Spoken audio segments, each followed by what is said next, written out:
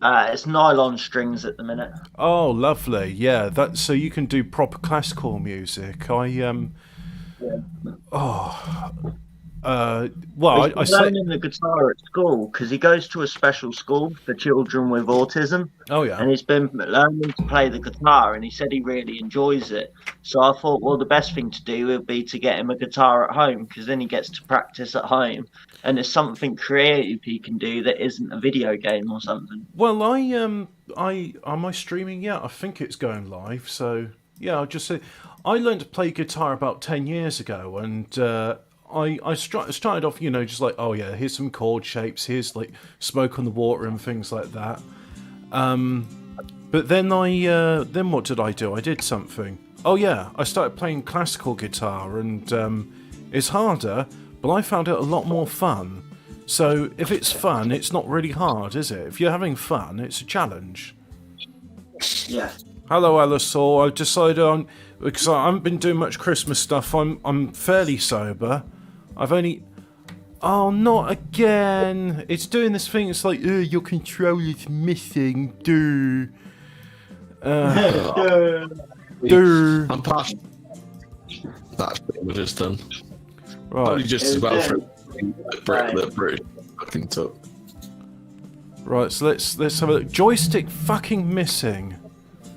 Ah. Uh, Right. I'm going to quit the game, and I'm going to try and figure out what's going wrong here. So. Apart for the pina colada song, fuck off. You absolutely cunt. Right, let's get this going. Let's get this I going. haven't played about 10 seconds of them. Oh, you got a strike? What? No, I'm just blocked. I'm blocked in. Oh, it's okay. I'm blocked in Iran, North Korea, Cuba, and Syria. All enemy countries. Hemi, what did you do? How have you offended Inshallah? The details of the copy. I'm blocked. Merry Christmas, everyone. The Pina Colada song, Jingle Bell Rock, and Last Christmas. Really? Wow. Yeah. Muslims don't like Christmas, though. And I'm blocked in Iran, North Korea, Cuba, and Syria. North Korea. Fucking block anyway, won't they, the cunts? It's a toss up between North and South Korea. Which one's worse, Korea? I'm upset. I'm going to Kim Jong Un. Why have you upset glorious leader King Jong Un?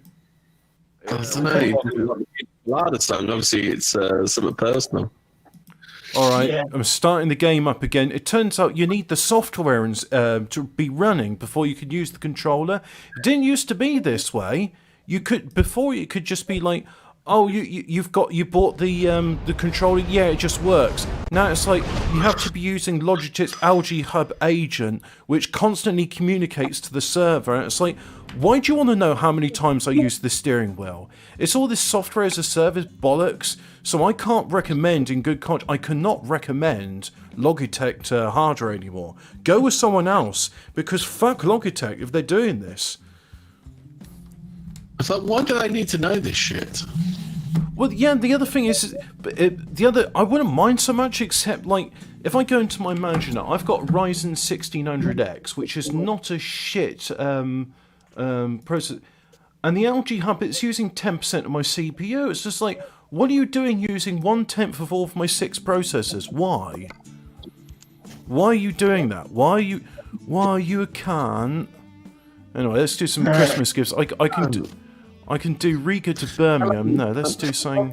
I've got a story tonight about Harvey Price's new clothing label. Oh, I meant to tell you about that. I found that story.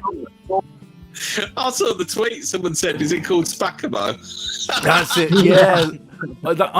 Did I at you? That was it. Yeah, Spackamo. Yeah, I think you added me about it, didn't you? Is it called Spackamo?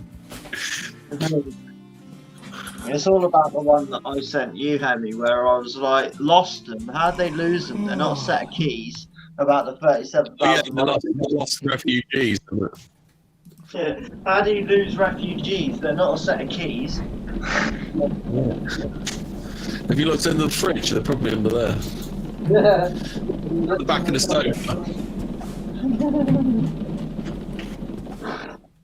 I see. It's just as Fucking hell, Bobby, you've got the fucking harps affecting Euro Truck Simulator as well. I was just going to say, the global flooding is so bad that even here in Latvia, in a game, it's fucking tipping it down. Wow. I'd say that fucking Millennial Waves is boring, isn't it? That fucking shit. What do you mean he's boring? Don't you know he's like the best thing in the alt-right? Yeah. I mean, I must admit, I'm not really a fan of him because I can't name 5 of his best songs. So, He doesn't have any songs. what do you mean? This funny gag about Falco, Hobbit. What do you mean he doesn't do any songs? I mean, he sings the theme tune. Oh no, that's me. So who sings? But you tell me that he's into like synthesizers and stuff. So what synthesizers has he got? I don't think he has any. He just looks at him in Sweden. So you're telling. 07. So you're telling me he's like someone who's like, oh, I really love my football, mate. It's like, oh yeah, what do you play in your village pitch? No, I don't even have a football, mate. I just like watching it on the telly. Honestly, I mean, maybe it's unfair for me to judge because I think you do need some talent in order to be able to make music with any musical instrument. But if he likes the damn thing so much, and if he's got the money, why doesn't he just get himself a cheap, affordable synthesizer like a stylophone or something? He could make himself a little shitty jingle for his show like I did. He does for his show. I think it's slightly controversial, but that was a decent tune. What was? Stylophone tune. But I can't remember who did it. The stylophone tune? I mean, Yeah, there's like a techno-y, ravey stylophone tune in the like 90s. I can't remember what it was called. I was going to say that. I mean, there's been some pretty good stuff made with the stylophone. Better than any music I've heard with the Casio VL tone. Well, it's slightly controversial because Rolf Harris appeared on it. Yeah, so it's still a good thing.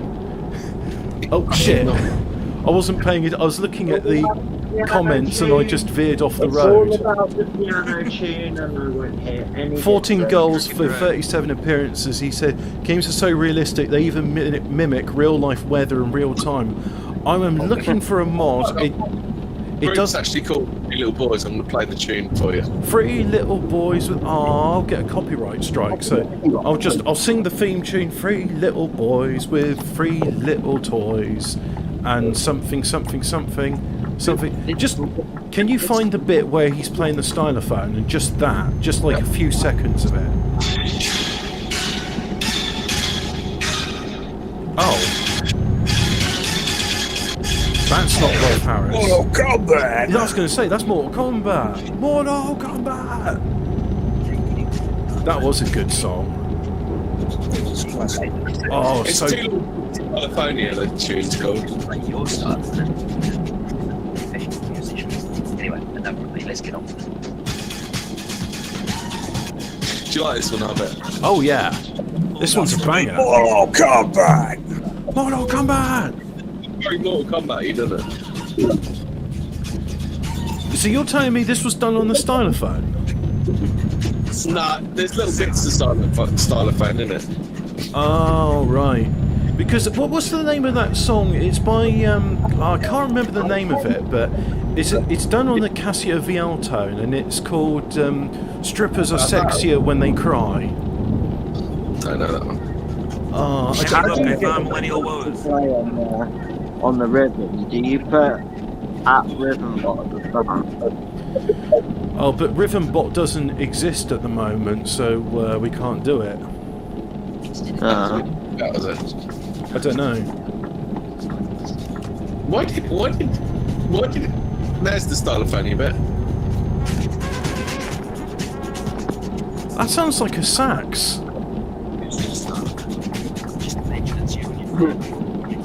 Well, you know I got a new synthesizer recently, the Korg NTS1. Yeah. That has got a ribbon cable on it which is resistive touch, so you can use your finger to play it, you can use like a pen.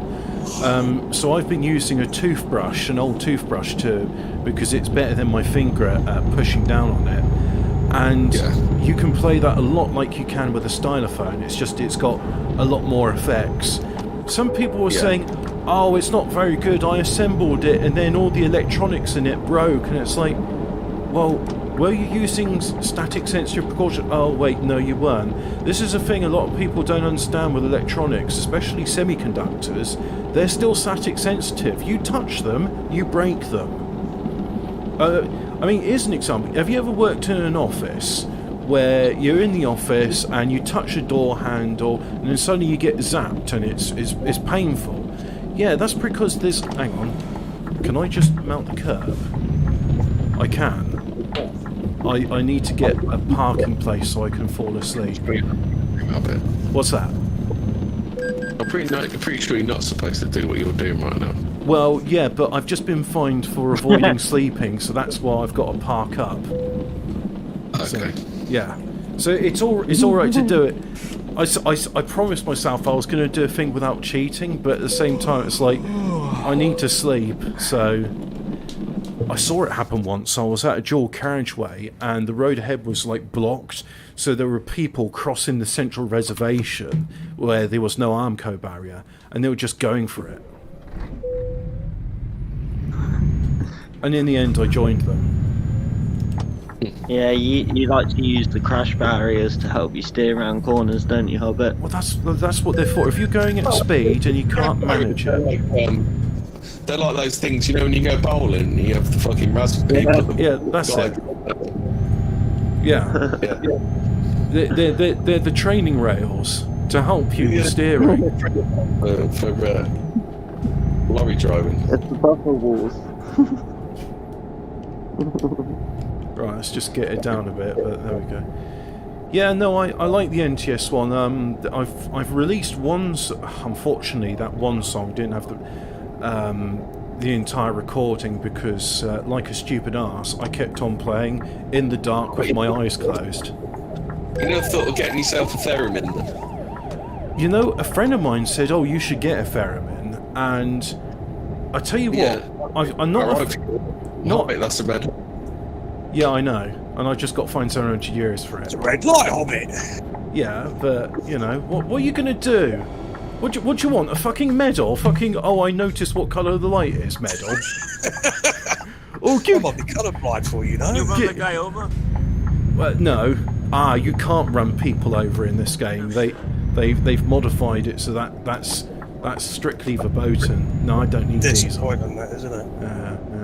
Yeah, it is. You go to Calais and run down all the immigrant scum. Let's see. I've got 521 litres left. I thought I modified my... Oh, no, I'm still mid-lift. I didn't modify it. Yeah. No, you don't even see the tent city in Calais. They've updated it this year, in fact, so they're probably like, oh yeah, well the tent city doesn't exist anymore because all the fuckers are over in Dover now. That's it. Yeah. Absolutely knackered, lads, so I'm off to bed. No. Toodle Pip. Hey, dude. Say goodnight to the dog for me. Yeah, no, I was going to say, mate, Daisy shit. Crap. Boring. Long. Waste of No, Speaks. it's not. He finally You're speaks. just fucking shit at it. You shit at it and you got no fucking patience. Mate, it's long, mate. Are they still developing that game? Not autistic enough for it. It's you're not buggy, autistic. mate. It's buggy as shit, man. Like the hit marking things. What do you expect? It's a fucking PC game made by Bohemia. Of course it's buggy as all hell. Yeah, if I'd have known Bohemia Interactive were making Kingdom Come Deliverance, I'd be like, I'll give it 8 years. Because it's been like they've celebrated 1,000 days of it being out. It's like, oh, you still haven't fixed the bugs then, including the major one where They're fixing it next year, Hobbit. They're coming in to fix all the bugs next year. oh, what you mean like when fusion power is just around the bend? Hang on, Yeah. what am I doing? What am I doing? Oh yeah. They've released their blueprint for 2021 and they're planning on fixing a lot of the bugs in the game. Well, they're going to answer. We should have working cars. So we should have working cars that don't fucking try and fly through the nearest tree. Oh, you mean in DayZ? Yeah, but hasn't DayZ been out for like 10 years or something? Yeah, it's been out since 2013. Well, so does this mean that Bohemia Interactive have hired like some actual competent programmers who know how to do Yeah. quality insurance? Yeah, that's exactly what I think it is. They've hired some competent people now because they're making a lot of money. You know what? If that signpost didn't need to be there anyway. It was wrong It's to have getting a one. solid player base now as well. For a game that's been out 8 years, it's got more people playing it now than it did when it first came out. I hear PlanetSide 2 is still quite popular. Yeah. I mean, that used to be by Sony, and then some other company bought it up, and I thought when the other company bought it up, that was going to be the death knell, but it seems to be going from strength to strength. They even do, like, they got the flying aircraft carriers in it, which you can do assaults on it, which sounds pretty fun. I've never played it, so... That's why I want to get armour. I want to get armour because there's fucking got aircraft carriers in the game now and all sorts, man. What, flying aircraft carriers? Huh? Has it got flying They aircraft? They might actually, because there is a 40k mod for Armour 3. Oh, nice. So I'd imagine there probably is a flying aircraft carrier. You know, it's a real shame because there was this great 40k game called Space Marine, and the multiplayer in that was really a lot of fun. And then there was a company called Behaviour Entertainment who were making like a game which they weren't allowed to call Space Marine 2, but it was basically Space Marine 2. I can't even remember what they called it, but it finally got out of early access, and I played it and I was like, this is really shit. It's just like all the players had fucked off. And the idea was that it was free, qualified free. It was free to play as orcs, although like things like knobs or mega armored knobs and stuff like that you would have to pay for. But if you wanted to play as the other races like Space Marine, Aldar, Chaos, you'd have to pay for it. But you could just like be an orc boy. So yeah, that was good. Man, they need to make proper fucking Space Marine MMO. That'd be awesome. Well, I mean, I don't even. It doesn't even have to be an MMO. I mean, something like Holdfast, where you got like 150 players. I mean, imagine if you had like 140 orcs versus like 20 Space Marines. That would be an interesting fight. I'd like that. That would be interesting. Or like 10 Chaos Space Marines versus 150 Guardsmen. That. Yeah. I would actually like to see it because now the thing is, if you're doing the tabletop game, well, they're going to get absolutely fucked. I mean, even like 30 Guardsmen conscripts in the game would win, just because of sheer weight of numbers with the dice rolls. Yeah.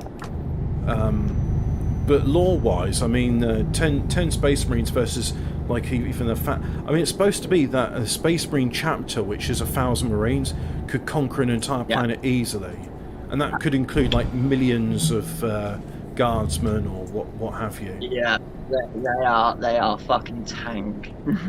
Well, it's more than them just being tanks. They're fast as well. They move incredibly fast for the fact they're like 8 foot tall and like 400 pounds. Just imagine like a heavily armoured Jedi Knight, which is 8 foot tall, and you're getting there. It's like a mech game.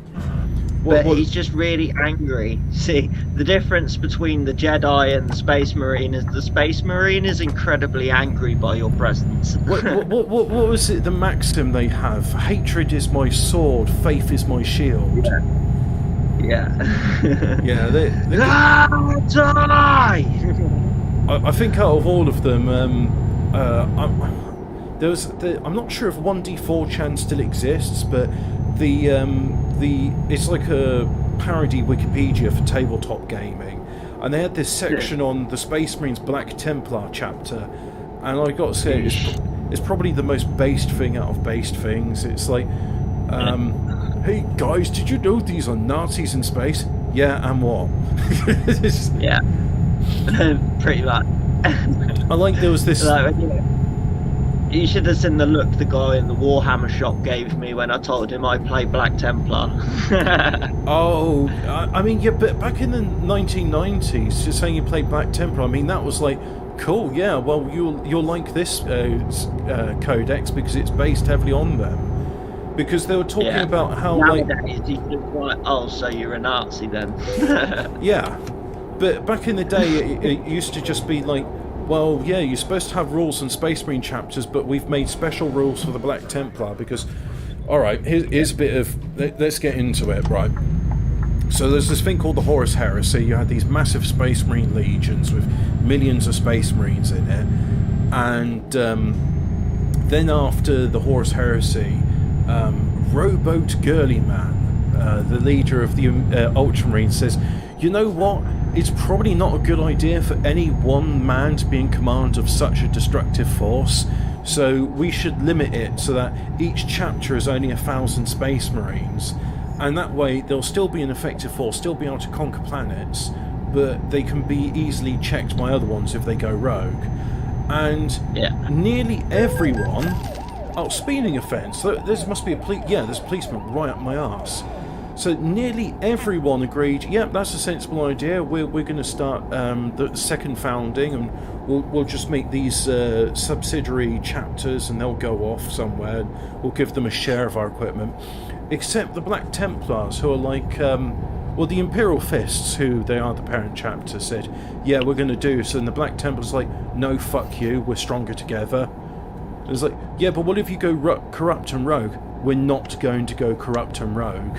So the Black Templars are just like, they still got millions of Space Marines. And they're just allowed to go with it because, you know, if anyone is like, hey guys, that's contravening Rowboat Girlyman's rules, and they're like, fuck Rowboat Girlyman, we don't answer to him. Rogel Dawn is our Primarch.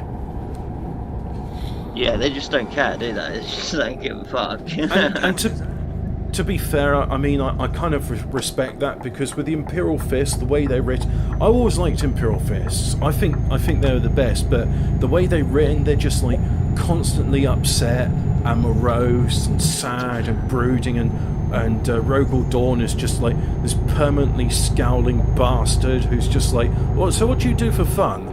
I put my hands into a pain amplifier and enjoy the agony for hours to reflect. I'm going to sleep. Have a good Christmas, everyone. Oh dear, I've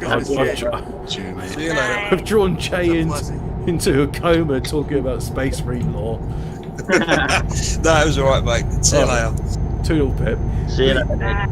But yeah, Rowboat Girlyman's got, not Rowboat Girlyman, Rogel Dawn's got this major guilt complex because he was tasked with fortifying Earth, where the Daddy Emperor lived, and I'm going to crash, so let's slow it down. And he was like, so ever since that, because he failed in with his defences, so ever since that time he's always just been like, I'm really sad, I'm just going to live in a pain amplifier, and then that's why you even have like, well, if our Primarch's inflicting pain and misery on himself, then we got to inflict pain and misery on ourselves. And the Black Templar was just like, yeah, how about if we turn our self-hatred outwards and destroy the enemies of mankind? Maybe that would be a more productive use of our guilt and loathing. And I think that's a healthy outlet for hatred. And I think that is a model to aspire to, because we all live with guilt. Anybody that doesn't live with guilt, well, there's something wrong with you. You're a psychopath. We all live with guilt and hatred. Some of us let it eat us up inside, but others, use it to constructive outlets or destructive outlets. But either way, they survive. So depends who you're asking. If you're asking the Emperor, then he'd probably say it's productive. If you're asking the Orcs, they'd probably say destructive. And the Xenos. I was just going to say, the Xenos. Actually, don't ask the Xenos. No, because their opinions count for shit. But if you ask the Orcs, the Orcs would say, yeah, those gives a good fight, then boys. Yeah. Orcs you definitely. Gotta love the Orcs. Yeah. I like the Orcs because they're honest. You know where you are with an Orc. There's no guile, there's no ambiguity. It's just like, I'm going to bash your head in. It's like, yeah, that's what you're going to do. Whereas Xenos fucking harvest your gene seed and do creepy shit. Yeah, fuck those guys. But I mean, with the Orcs, I just sort of like the fact that they would be conquering the galaxy except nobody is good at fighting as orcs. So what do orcs like doing the most is fighting. So of course, who's the best at fighting? Orcs. So who's the best target for fighting? Other orcs. And I like that. It's just like, oh yeah, occasionally they'll get together to bash in some enemies' heads and steal their loot. But it's just like they're only doing that so they can make some more shooters and like kill one another. It's brilliant. Oh, I like the orcs. I mean, orcs are much needed comic relief in the grim dark setting of 40k. Yeah. It wasn't. 100%. It wasn't always grimdark, by the way. It was just. I think it was in the 2nd or 3rd edition, mate. Oh, for fuck's sake, you cunt! I had to. Did you see that? I had to break an emergency braking to get bastard. For ruin my train of thought. So anyway, yeah, Space Marines. Why were we talking about Space Marines in the first place? I'm not sure actually. Allosaur says Hobbit is a Space Marine. No, I wouldn't be a Space Marine. You got to be 8 foot tall for a start. He's not tall enough. I was going to say hobbits He's aren't. not tall enough, and he has a penis. Yeah, that's true. I think they do remove the Space Marine's penis when they transform them. It's just like, well, you're not going to need that anymore. You don't need that. It's like, but that tool is a weapon. We'll give you other weapons. Here, have this chainsword. But I mean, in the case of the Ultramarines, because the Ultramarines are the most fully functional Space Marines, a lot of them have got these various errors in their gene seed, so that they don't work fully, or they go a bit mental, like the Blood Angels. And Blood Angels are actually pretty based. If they've done like too much fighting, they go into a blood rage and they become unstoppable berserkers, but they're completely uncontrollable. Yeah. So they are so bait. Yeah. Like, you do not want to be the Space Marine that's anywhere near them when they flip. No, you just sort of Because like, they will kill you as well as the orcs. it's just like, oh, okay, we can't pick up these brothers, they'll kill us. But at the same time, look how much of the enemy they're utterly destroying. We need to support them so they don't die. In other words, it's like, we need to support them. I'll save you, but don't kill me. It's like, well, we need to save them from dying so quickly, but at the same time make it so that they all die, because otherwise we'll have to kill them, and I don't fancy fighting my brothers. But Ultramarines are the most like fully functional out of all the chapters, and so there's like various sort of features Space Marines are supposed to have. One of the things was called a neuroglottis, so that they could eat the brains of the enemies, and from eating the brains they'd be able to learn their secrets. So it's featured in one of the books where like this Ultramarine's eating the brain of a Tau, so that he could learn how to use their vehicles, because the control scheme was like alien to them. So he was able to like read some of the symbols, and it didn't work all the way, but it worked enough that he could do it. Fuck the Tau. Yeah. And also, one of the other things that Space Marines have got is saliva glands have been modified to spit out really concentrated acid in case, I don't know, they get locked up, or they need to spit into someone's face, or they need to, melt some steel shackles. That's interesting. Yeah. Yeah, so you've got all sorts of other things. The other major thing as well, because they're saying, why don't you just give everyone power armor? The power armor, the way it works, the way it sort of holds you back, is because you're straining against the inside of your suit, and so whilst you can get normal humans to wear power armor, and it will work, it takes years of training for them to get used to the fact that it's basically dragging them down. The Space Marine has a black carapace, which is it's an interface which goes over the skin, and that allows their thoughts to directly control the power armor, so it becomes like a second skin, and that gives them a degree of freedom, flexibility that a human wouldn't get. So they're not just powerful, but they're agile in their suits. That's why I say they're like that's what neuroleptic. They're Easy. linked by a neuro link, aren't they? The black To the suits. carapace is the Neuralink. Yeah, it's easy for you to say, Nordic. But that's why I say they're like heavily armored Jedi's, because they're fast and they're powerful and they're agile.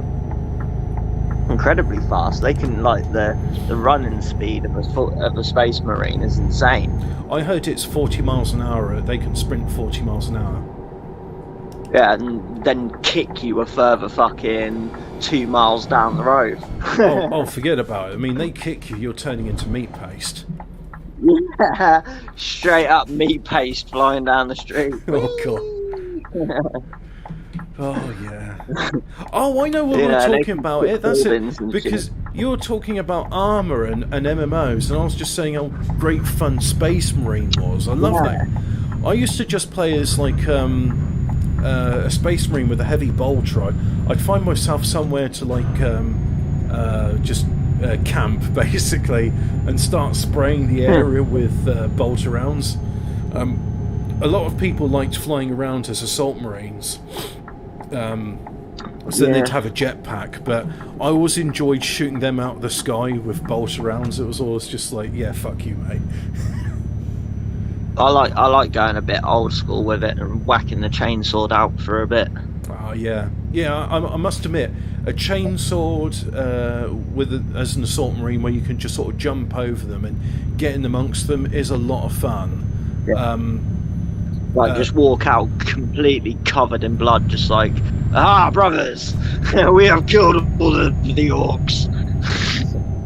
And for the Emperor. I mean, the in the single player game, when you get like when you get the jetpack and the thunder hammer, you can just go into a group of orcs, smash them all into bits just by landing in them, and any that's left alive, you just bonk them on the head, and then their head turns into just a fine red mist. Yeah. Oh, that game was so brutally gory as well. I maybe I should like do a let's play of it, stream that. Oof, yeah, you know. Yeah, that's a good game. But there's so many good They games. just get so angry. That's what I love about Space Marines. They get so fucking angry. Yeah. But we might talk about how based Space Marines are and stuff, but let's just face it, the true heroes of the Imperium is your average bloke with a las rifle, because it's like, so the Space Marine's got this training, he's got the best power armor they can provide, and you know, he's a veteran of thousands, if not tens of thousands of battles, whereas an Imperial Guard's like 2 weeks training, there's your flashlight, go forward up against these unimaginable horrors, and if you retreat, the Commissar will machine gun you. So the true hero of the Space Marine. I mean, I saw this thing, like, it was this meme where it was just like there was these two soyjack ultramarines, and they were sort of like crying to one another, saying like, "Oh, we're not given enough respect, and we don't like these humans. Yeah, let's go and serve the Chaos Engagers instead of like the fags we are." And with the two Imperial Guard the Imperial Guard sort of Chad Guardsmen, they sort of stare at one another. It's like, we're gonna die here. Yeah, we know. Yep. Well, they just don't care. Like they don't care. Like death is nothing to them. Well, like if they have to go full term an artist, they just will. I was going to say, you say death means nothing. But death, I mean, it's like saying death means nothing to your World War I soldier. I'm pretty sure they would have been. Oh dear, that's not what I meant. Oh shit, I fucked up. I've detached. I think. Detached. I think they were trained to just. I think it was a lot of it was the training, and possibly some of it was the. Sort of the brainwashing they went under, but I think a lot of them just had absolutely no fear of death whatsoever. Yeah, I mean, you got to be pretty special to be a Space Marine, let's face it. But with the Imperial Guardsmen, I mean, there is like my mate's collecting them as well. Death Corps of Krieg, and it was basically a planet which was accused of heresy. So their penance is to they're all in the Imperial Guard. Every single like every single person in the Death Corps of Krieg is... Oh, I've got my handbrake on. It goes into the Imperial Guard. Oops. And they all fight, but they all volunteer for, like, the most dangerous missions and assignments. Ones which sort of guarantee, like, their entire battalions are just going to get wiped out. Yeah, entire fucking battalions are just going to get wiped out. I mean, the planet was going to be wiped out with Exterminatus because of suspected heresy. So it's like their continuing penance is just like, well, don't exterminate us all on the world. Send us to places where you need guardsmen and have us, like, kill ourselves against, like, Tyranids, Orcs, whatever. Yeah, and pretty much. They all Pretty look like much. they all look like German or Prussian World War I era soldiers with gas masks. Well, it's like Space Hulk, the PS4 game they brought out, Space Hulk. Yeah. The mission parameters were Terminatus. Like, it was a suicide mission, and they knew that from the start, and they were just like, fuck it. You know what I don't get with the Space Hulk game? Because I've played the original tabletop one from the early 90s, and it's Gene Stealers versus Space Marine and Terminator armor. Now, here's the thing, right? Yeah. The Terminator armor is really bulky, and it's not really designed for combat. It was more like, we need some sort of maintenance so a human can go in, so that when they're going inside a reactor or other really radioactive place... That's what... It's not actually a battle armor, is it? It's for going inside nuclear reactors. Yeah, and that's the thing. And the idea was that Terminators were supposed to be, like, accompanied by Space Marines and normal power armor, which would be there... Like, if you had a battleship is slow, but it's got massive firepower. And then you'd have it, like, surrounded with destroyers and cruiser escorts, which would be agile, but not as strong. And that was the idea. Well, Space Hulk's like a floating planet, isn't it? What do you say, Donny?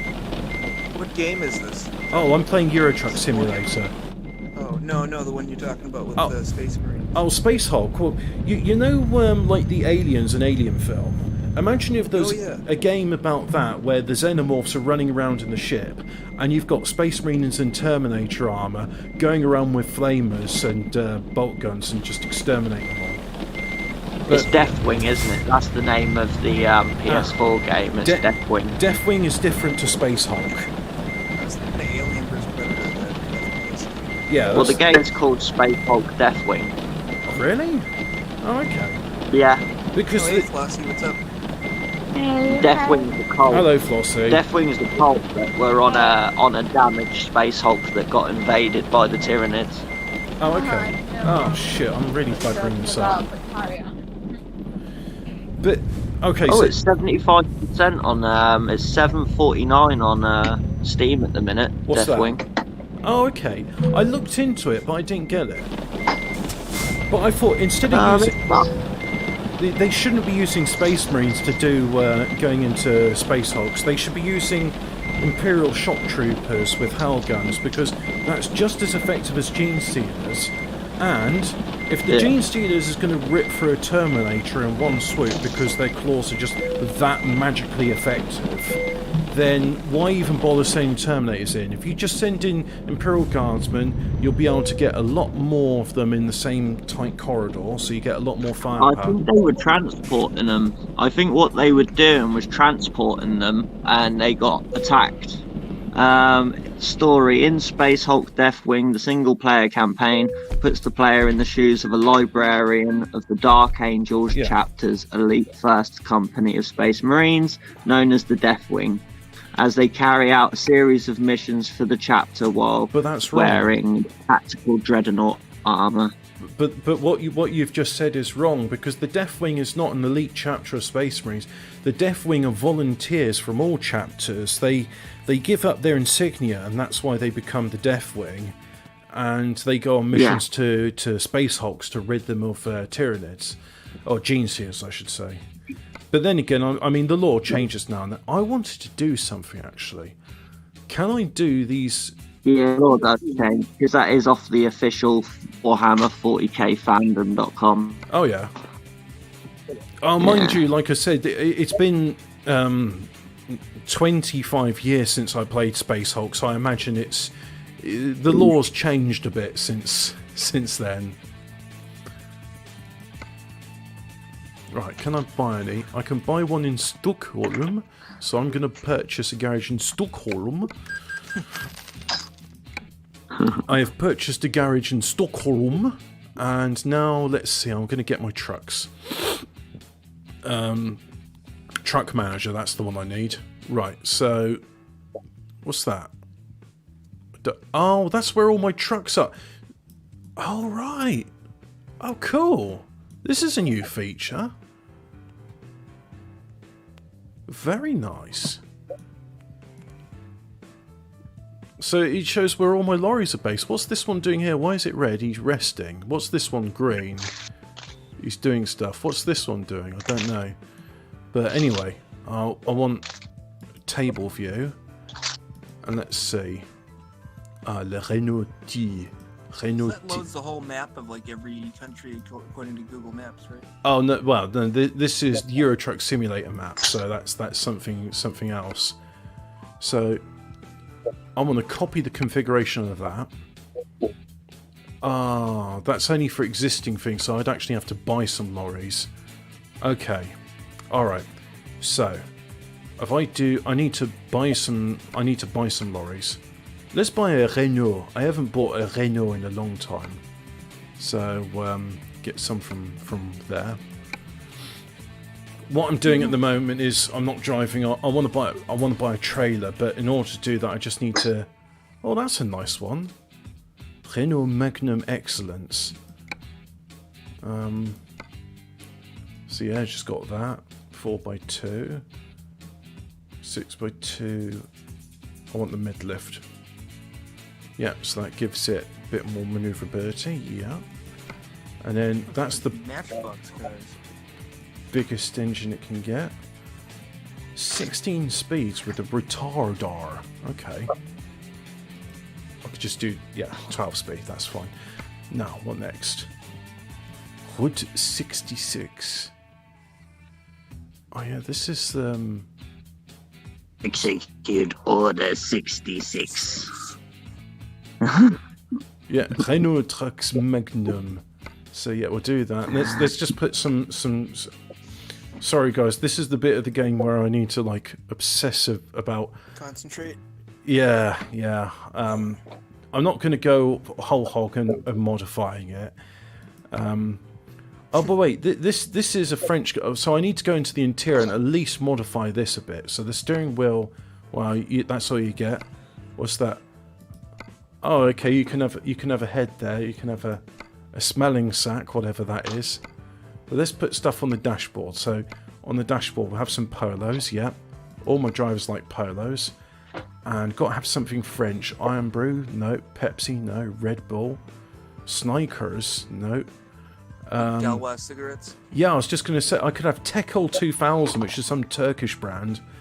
Let's go for wait, I know what they can have. French people like tissue boxes, don't they? Yep. So you can have tissue box. Wait a minute, did I just see one? Hobbit's Love. Oh, that's going in my lorry. That's going in my. I need to modify my one. But I just need something that's French. There we go. Petit beurre. Right, so there it is. Confirm. So I'll do that. And now let's buy this lorry. And it's going into there.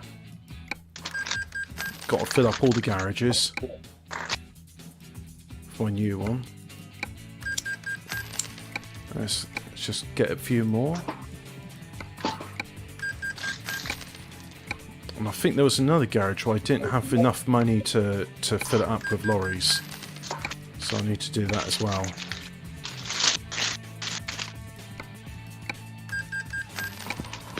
But the main thing I wanted to do what wasn't even just buying lorries, it was a case of I wanted to buy a trailer.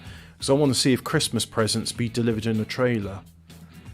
No, it looks like they're all fine. Okay, so let's get some trailers. Trailers. I want a trailer. So first of all, let's get a trailer. Trader purchase. Trader manager, that's it. Purchase trailer.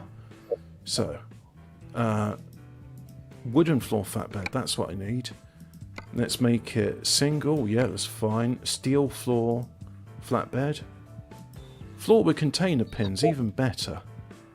That gives me all the options I need. Some steerable axles. Oh, custom metallic colour. Let's go with Bran. Oh yeah. Oh, hang on. Use those colours then. Alright, it's going to be cyan. That's fine. I'm happy with cyan. Right, so do that. Pallet box. And Some super chats of it. some super chats. Yep, somebody called you Ingve Hobbitsfiend, and someone else asked, what's your favorite power metal band? Is Island in this game? Island's not in this game unless you use pro mods, but I need Communist Phil on to tell me about that. And have I played any JRPGs? The closest I've done to a JRPG is I played a Tales of Game Creation, Charles Barkley, Sharp and Jam Gaiden, which is a lot like a classic Final Fantasy. Nice. Very similar sort of turn-based things. It's basically, Charles Barkley is living in Neo, New York, following the Great Beeble Holocaust of 2077, where he did an illegal slam dunk maneuver, which resulted in New York blowing up, and Magic Johnson has become the new inquisitor of anti-Beeble studies. Basketball has been made illegal. And for some reason, Charles Barkley is just going around throwing basketballs at people and killing them. And you're fighting Magic Johnson. Oh, that's it, because Magic Johnson kidnaps your kid, and he's going to try and get him to play soccer. And it's like, Soccer. ain't no son of mine playing a bitch-ass soccer. He's going to play b-ball. Even we call it football over here. Soccer. Soccer. Come and play soccer with me. Let's play soccer. It's real football. I know. Well, yeah. But it was getting him to play the game where you kick the ball around with your feet. That's why we call it football. Refrigerated moving floor. Yeah, do that. And oh, I'm not using the Bugs Bunny theme. No, I'm not editing yet another one. Use the bunnies. Yeah, no. We don't speak of the stream where I use that livery. Oh, that's a good one. Let's use that. Flossie's bunnies. I'm not sure even Flossie would approve. She might be like, "What the hell is Bugs doing to Babs Bunny?" That, my friends, is exclusive OnlyFans content for my real fans. It's one of those things where I'm like, oh, cool, I can have Bugs Bunny as a livery on my thing. I'll get that, and it's like when I look at it, it's like, oh, actually, that's not safe for YouTube. Oh shit. Yeah. So just right, do that. Okay, so I got my trailers. And now I'm going to use the refrigerator trailer to see if I can carry Christmas presents, because I don't know about you, but I kind of like smoked salmon and Frere Rocher for Christmas. Trailer manager, that's it. So if I look at the most recently purchased one, it's refrigerated moving floor, that's the one. I want to use it. It'll be spawned in your garage in Stockholm. Alright. This lecture tray is waiting for your garage in Stockholm. I've got to go to Stockholm and pick up this trader in Stockholm. Stockholm. Stockholm. Stockholm. Chuck was the Transformer. I'm Stockholm. I am going to IKEA in Stockholm. Blah, blah, blah, blah. Oh, Interdimensional Wizard says no island, therefore racism. It's worse than that, mate. You can't even. Hang on. Let me just check this before I start lying. I'm pretty sure you can't go. You can't go to Sicily or Malta. So what countries got? We got part of Russia. We've got part of Finland. We got Sweden, Norway, Denmark, Germany. We got these fucking countries which are just a meme after World War II. We've got these countries which are just a meme after World War II. These countries used to be called Yugoslavia, and you can't drive in them. You've got Italy. Oh yeah, you have got Sicily. You got that. What is the former Yugoslavia now? It's Bosnia. It's Croatia. Montenegro. Montenegro. Whatever. Serbia. Yeah. All those countries which don't really exist. They're all Yugoslavia. Yeah. That's where all the countries. it's where all the Central Slavs live. I mean, isn't Yugo mean central or middle? Means south in Russian. Yugo means south. All right, so it's South Slave land, because Slavia means land of the Slavs, which they're called Slavs because they're slaves. That's where we get the term slaves from. The Romans would just go and say, "Oh, we need some more slaves. All right, well let's go to Slavelandia." I think they called it Illyria back then, but it was. Well, I mean, they kidnapped entire villages of British people, like to start slavery. Oh yeah, the Vikings did that and all. But like the Barbary pirates would just turn up on like a shore and just kidnap an entire seaside village and just be like, yeah, you can come with us now. What if they have that in a game, like Slave Trade Simulator? That's happened in Fallout 2. You could join the Slavers Guild, and you could sell various NPCs to the slavers, and but in order to be part of the Slavers Guild, you had to get slaver tattooed on your forehead. And I was like, if anybody's injuring me, I'm going to be killing them. So I said no to joining the Slavers Guild. Well, I have seen people do it. One of the things that got me is when playing Fallout 2 in the UK, because we're under the EU thing of, you can't have games depicting children being murdered. There was no children in the Fallout 2, so there was a really important mission point in this town called Modoc, where you had to go and talk to children in order to do the quest to figure out where they're going missing. But you couldn't do it, so there was a mod made called the Missing Content patch, so you'd have children back in the game. Because I used to play the game, and there'd be these bounty hunters come and try and kill me because they said, well, you're a child killer, so you deserve death. And it's like, what are you talking about? There's no children in this game. How can I be a child killer if I've never murdered a child? And actually, you know what, that's a good point. How can I murder children if the children don't exist in the European copy of Fallout 2? That's like being a Nazi and being accused of a Holocaust. It's like, I'm sorry mate, but the Nazi Party was disbanded in 1945. I don't know what the last member number was, but I don't have any Nazi membership things. I've got a UKIP membership, or I did, and before they shit the bed, and I was like, you're not getting any more money from me. It was like, hey, we the UKIP public are voting for Richard Brain to be your new leader, and then the board of directors like, yes, but he looks like he's going to be based, so based on that reason alone, we're not supposed to offer effective opposition. We're only supposed to be piecemeal opposition. So they actually went against the will of the UKIP members and said, no, you can't have Richard Brain in. So, yeah. Oh, you can't have Richard Brain in because Jared Batten has advocated for him, and we don't like Jared Batten because we're a bunch of pussies. I forget the reasons, basically, but it was just like, alright, so you've just proven you're an undemocratic process. Why should I have any faith in the system if my own fucking party won't respect my own wishes? You can't have any faith in the system. I have got no faith in democracy whatsoever. I mean, if we had that thing in Russia where it's just Putin's your leader for life, it's like, well, at least you know he's your leader for life, and you don't have to worry about votes or anything. Yeah, whereas Yeah, a you lot of know, people false choice of two parties that are essentially the same. So it gives the illusion of choice where it's actually just it isn't a choice at all. It's Well, just all the same fucking thing. Basically, your choice with Labour and Conservatives is: do you want Pepsi or Coca-Cola?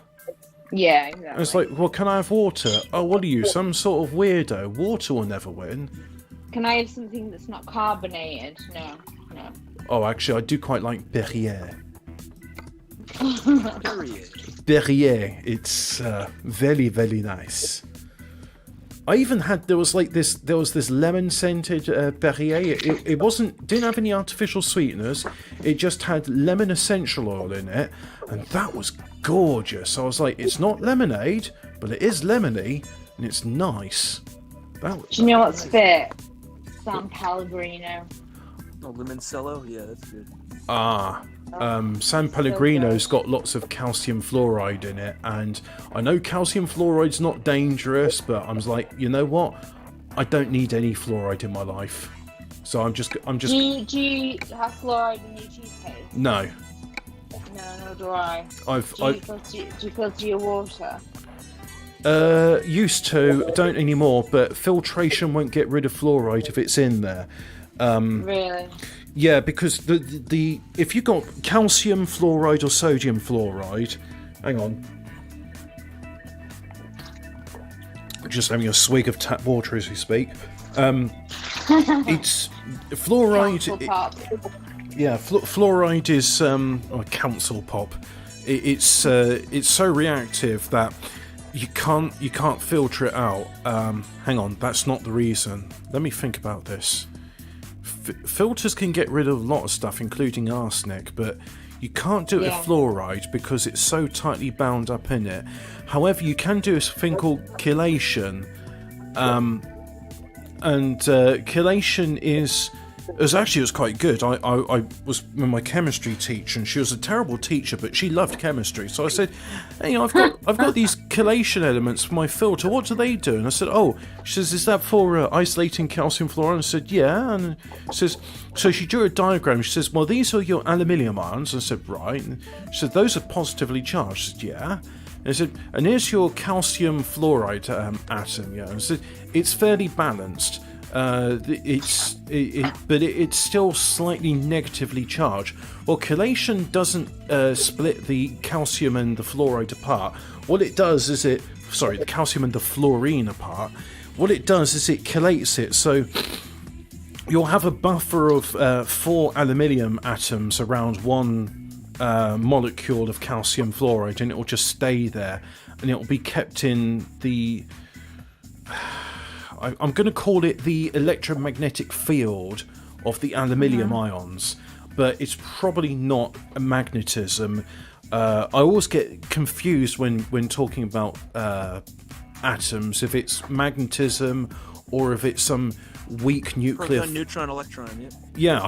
I don't really know, because when you're dealing with those sort of things, it's like they get all weird things. I mean, there's even something called... I want to call it the Casimir effect. I think Cherenkov radiation. No. There's this weird effect where if you get like 2 perfectly flat surfaces and you get them really close to one another, like the width where not even a hydrogen atom can get inside there, they will start to pull themselves together. And someone was speculating if you could make like some sort of thing like a solenoid, which would just sort of vibrate a tiny amount, sort of the distance where it doesn't touch fully, but it doesn't go to the point where atoms would get inside the gap. You could have a free energy device because it would just constantly be moving or constantly be trying to pull towards that surface. But anyway, I'm getting distracted from this. The point is, you can't filter out.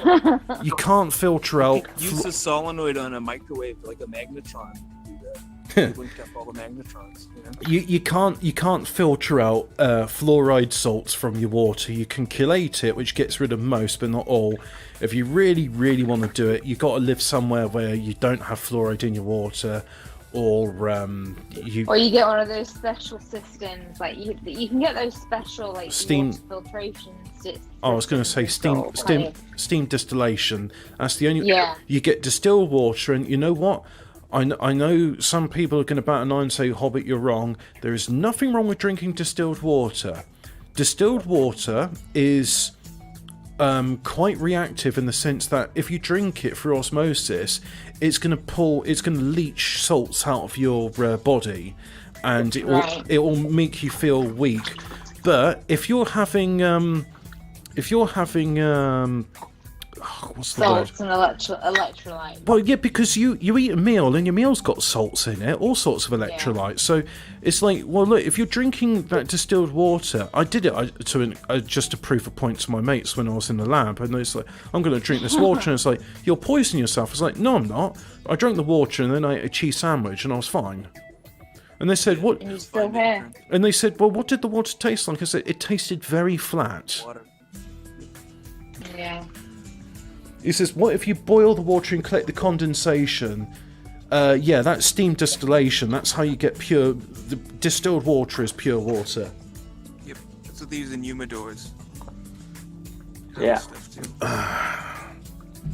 Right, so, now, I've got my trailer attached. So let's see if I can use my trailer to... let's have a look at the job market, external market. And... Oh, I can transport cyanide from Stockholm to Liverpool. Nice.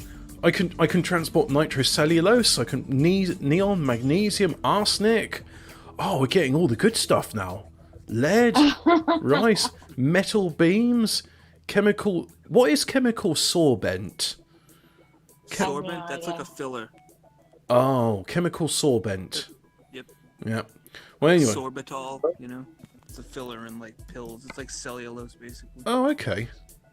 But anyway, I need to look at... So, I can't do Christmas jobs using my own trailer. I have to take one of theirs. Oh, Stockholm to Nice. That's a bit... Ooh, that's a bit out of my way. Stockholm to Hamburg? Have I got anything closer? Stockholm to Leipzig? Leipzig? Oh yeah, they still need some deliveries to Leipzig, so... To Leipzig I will go with my gifts. Before taking external contract, your attached trailer must be transported to its garage in Stockholm. Dismiss the current trailer and take this job. Yes, I do. Come, let's just go to Leipzig, yeah? Oh yeah, that's a good idea. Let's go Leipzig. Don't forget the former Yugoslav Republic of Macedonia. Oh yeah, I remember the Macedonians and the Greeks that are Macedonians. They were in a bit of a tiff over who gets to call themselves Macedonians, because there's a province in Greece called Macedon, but then there's a country called Macedon. I don't know how it works out. I mean, really, it's just... Well, I was going to say, which is the country where Alexander the Great came from? That's Macedonia. Yeah, well, that's Macedonia. But then you could say, well, it's like saying that, where was King Offa born? He was born in Wessex, which is now Cornwall. Well, he's a king of England then. You know, some people will say, King Offa's not your king, he's the king of the Cornish, but... Actually, am I right? Is King Offa from Wessex, or is he one of those Danish kings? I don't know. Maybe that's a poor example. Well, I'm thinking surely it should just be simple. It's like, was Alexander the Great from here? Did Alexander the Great visit these places and say this is Macedon? If yes, that is Macedonia. Simple as. Sorry for the noise. I was just going to say, what are you doing the washing up or something? I hear water. No, I'm gonna make a smoothie, so I'm gonna meet myself in a minute. Oh, what are you having? I'm just gonna throw everything in it. I'm gonna throw like got raspberries, apples, spinach, kale, carrots, right. Strawberries, blueberries. Yeah, I'm just gonna so in other words, it's everything you got in the fridge smoothie. Kinda, yeah, but I mean, it's good for you, right? My favourite smoothie is carrot, orange, and ginger. Oh, ginger. Oh, that's a good. Yeah, I should put some ginger in there. Yes, you should. That's a good call. That's a good call. Yeah, I like ginger. Oh. I do love ginger. Ginger's good. Right. So, how long is this journey going to last? It's going to be 1,186 kilometres. Okay. Right, this should take a while then.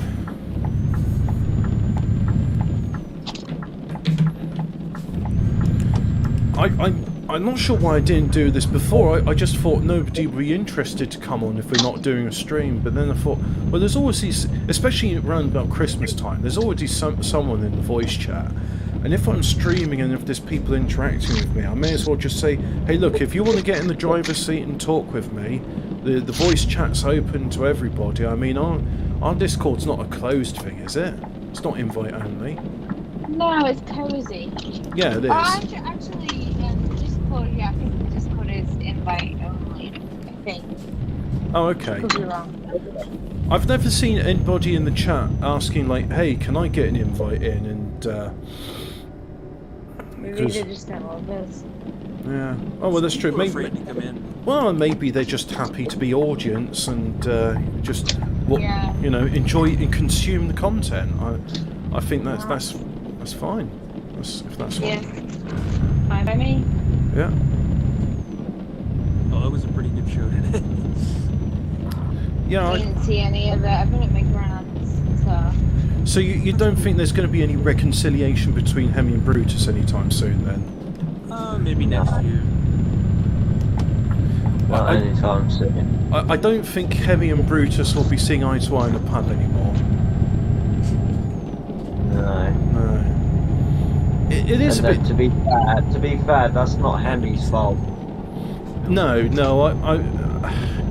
Brutus has a interesting and flawed way of looking at things, shall we say. I'm trying to be as diplomatic as possible. Brutus is still in contact with me, you say. He's upset that I took banter nationalism, and I was like, what do you mean I took banter nationalism? I took your, you know, when you were talking about copyright and how it's wrong, I took it to heart. He's like, yeah, but I worked really hard on banter nationalism. It's like, yes, it was all your work and nobody else's. Yeah, 100%. It's Nobody like, else had any involvement. you still friends with him? Like, are you still on good terms with him? not really. Or... I don't think he's going to watch this, so I can just be frank and honest and just say, you know, I tried, but it also, put it this way, last year, that was 2019? Yeah, Yes. Last year in about September, I decided to go off the internet for a while because things were happening. And I was like, oh, I can't stream, and I can't say all the rude, naughty words I like to say, like I like how things were in the 1990s and 1980s. You know, horrible racist things like that. It's good to have a break anyway. Yeah. But I eventually came back to streaming, and when I did, I went on Hemi's show because it's like, well, look, I just want to laugh. And there's nothing wrong with that, but if I'm having like serious conversation like, yeah, these Jews and Pakis and niggers are a problem, it's like, Oscar Wilde, my favourite Irish homosexual, said it best. If you're gonna tell the truth, you better make people laugh or they'll fucking kill you. So, you know, it's I think it's important to have a lot of humour with this stuff, and frankly, if I'm not entertained by it, no one else is going to be entertained by it. And I appreciate some people find Brutus entertaining, but they're laughing at him, they're not laughing with him. And I like to think the audience is laughing with us, they're not laughing at us. Even if we do make a bit of a fool ourselves from time to time. We have a pretty solid audience. Oh yeah, I mean, I got some regulars. They come in. I mean, Top Cat's my #1 fan, and I disappointed him when he met me, and and I said, well, you should never meet your heroes, Toppy. You've got a token woman around now. Yeah, so got the groupies. Got the cocaine, courtesy of Mossad. Thank you very much, Mossad. Appreciate all the cocaine that you give me. It's the tears of Palestinian children. Cocaine of one woman. I was just going to say, it's the tears of the Palestinian children they put into it, which just makes it that, it just gives it that extra kick. It does. Yeah. Yeah. Those tears. So nativist concern, if you're listening, I don't care very much for the Palestinian cause. God. I think he just does that to be edgy. Like he does it so that people go, "Oh, why is Palestine?" No, it's ironic. It's a communist thing. I don't even think he's doing it to be edgy. I think he's using, because I used to be a leftist, and like 10 years ago when I was in the David Icke circles, I was very much into like, I'm against Zionism. I think the Jews are all right. They're just misaligned people, and they've been corrupted by the reptilian archons. And actually, I've come full circle on that. I still believe the Jews are corrupted by the reptilian archons because it's a devilish agenda. What they're doing. When David Icke talked about the Dragonite people, they were like this. The Dagon group of dragons. The Dagon people. Oh yeah, that's it. You're saying we get the term draconic for like a really evil law because the Draco people were understood to be absolute, evil reptilian bastards who are ruthless. And you were saying how the Queen Mother and the Queen and all the royal family are from the Draco reptilian line. Lizards. Yeah, well, reptilians. But anyway, the point was, back about 10 years ago, you could say, hey, look, we hate the Nazis because they're trying to genocide other races, right? Well, then you should hate the Zionists because the Zionists are trying to genocide the Palestinians. And Nativist Concern, even in the current year, is saying, hey, these Palestinians, look at the poor plight of them, isn't it evil? And he genuinely thinks, it's like, mate, no, it's a lost fucking cause, you're not going to win. And at this point, I'm just to the point, like when I was having that argument with Niall, I was like, I don't care, abort them all, post-birth abortion, where I'm like, you know what, I want Greater Israel, from sea to shining sea, I want it all to be Israel. And you can't have all the Arabs, you can't have them all kicked out in Europe, because if they're here in Europe, they're going to plot terrorism against Israel. So they need to keep them on lockdown. They need to contain all those brown terrorists within Greater Israel, because they'll be better suited to dealing with it than we will. Won't they just leak them into Europe though, like they are already? Yeah, they will. But the point I'm just mentioning is like, if Greater Israel did happen, well, interesting things would happen. And it seems a lot of Zionists are hell-bent on having Greater Israel, so I'm just like, fuck it, let's bring on the apocalypse. You'll bring Jesus back to earth, and he'd be like, right, it's time to smite you people. I warned you once. In fact, I warned you more than once. What do you think the Great Flood... Time to throw some tables. Yeah, it's like, what do you think the Great Flood was about? I mean, my father made you a promise never to flood the world again, but that doesn't mean I can't smite you. There will be Judgment Day, and more I'm thinking, yeah, Judgment Day is going to be in my lifetime. I'm going to live to see Judgment Day, and that's going to be... Yeah, Judgment Day is going to be based. And it's going to be nerve-wracking for me because I'm a fucking sinner. I know that for certain. It's going to be... Oh, so am I. So we all are. Everybody's. I'm going to have a period of penance, but I tell you what, my penance isn't going to be anywhere near as severe as the people that rule this world, because they are of their father, the devil. I mean, even when you're not out there, like, you're not a paedophile out there torturing children. Like, it's like, you can do things like, yeah, you might have like don't drink drugs, whatever, but it's like it's not on the same level as the shit that those people do. Flossie, you realise I've done a crime far more heinous than any of that. I've said mean things to ethnic people. Oh, well then you do. Yeah, that's it. Sorry, I'll bet you fucked, mate. I'm gonna have to go to the hell where all the other racists live. Yeah. Actually, you know what? I can imagine that's what hell's gonna be. Hell's just gonna be like you're surrounded by your peers. I think that's what heaven and hell is, just the people you keep around you. I'm genuinely convinced of that. I don't think it's fire and brimstone or drinking ambrosia while sitting on the harp playing clouds, sitting on the cloud playing harps. I genuinely just, I mean, if you said to me, you get to live in the Shire, you get reincarnated as a 3-foot-tall hobbit, and you get to eat 11 meals a day, whilst you got a beautiful buxom wife, and she's going to give you 6 little hobbitlings, and it's like, that's heaven.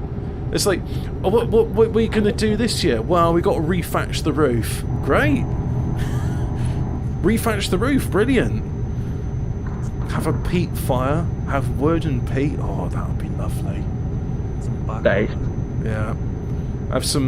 Have a bacon butty, thickly sliced slabs of bacon, and just toast with marmalade. Yeah.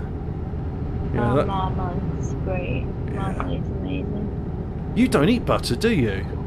You're missing out. I don't eat butter now. No. But I eat marmalade. My uncle's gone vegetarian. He has to eat eggs, otherwise he'll have a heart attack and die. But I said Why? because he had a congenital heart defect, and so he was vegan for about 20 years, and then he was like, oh, I've got these chest pains, and so the doctor was talking about it. He was referred to a nutritionist,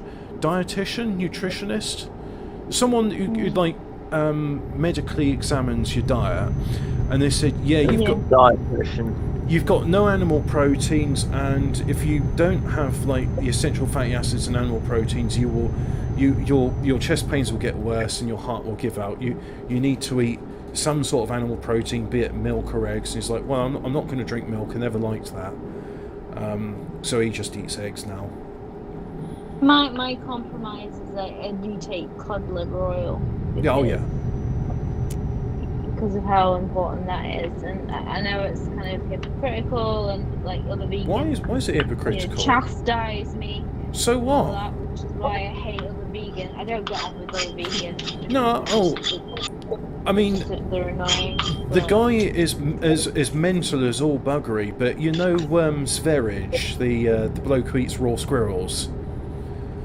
No. Okay, Sverige is this YouTuber. He used to be a vegan. Now he's a raw meat advocate. So he's gone from one mental disorder to another. But I think one of the things is it takes one to know one. So he's done this compilation series called Veganism, the Epitome of Malnourishment.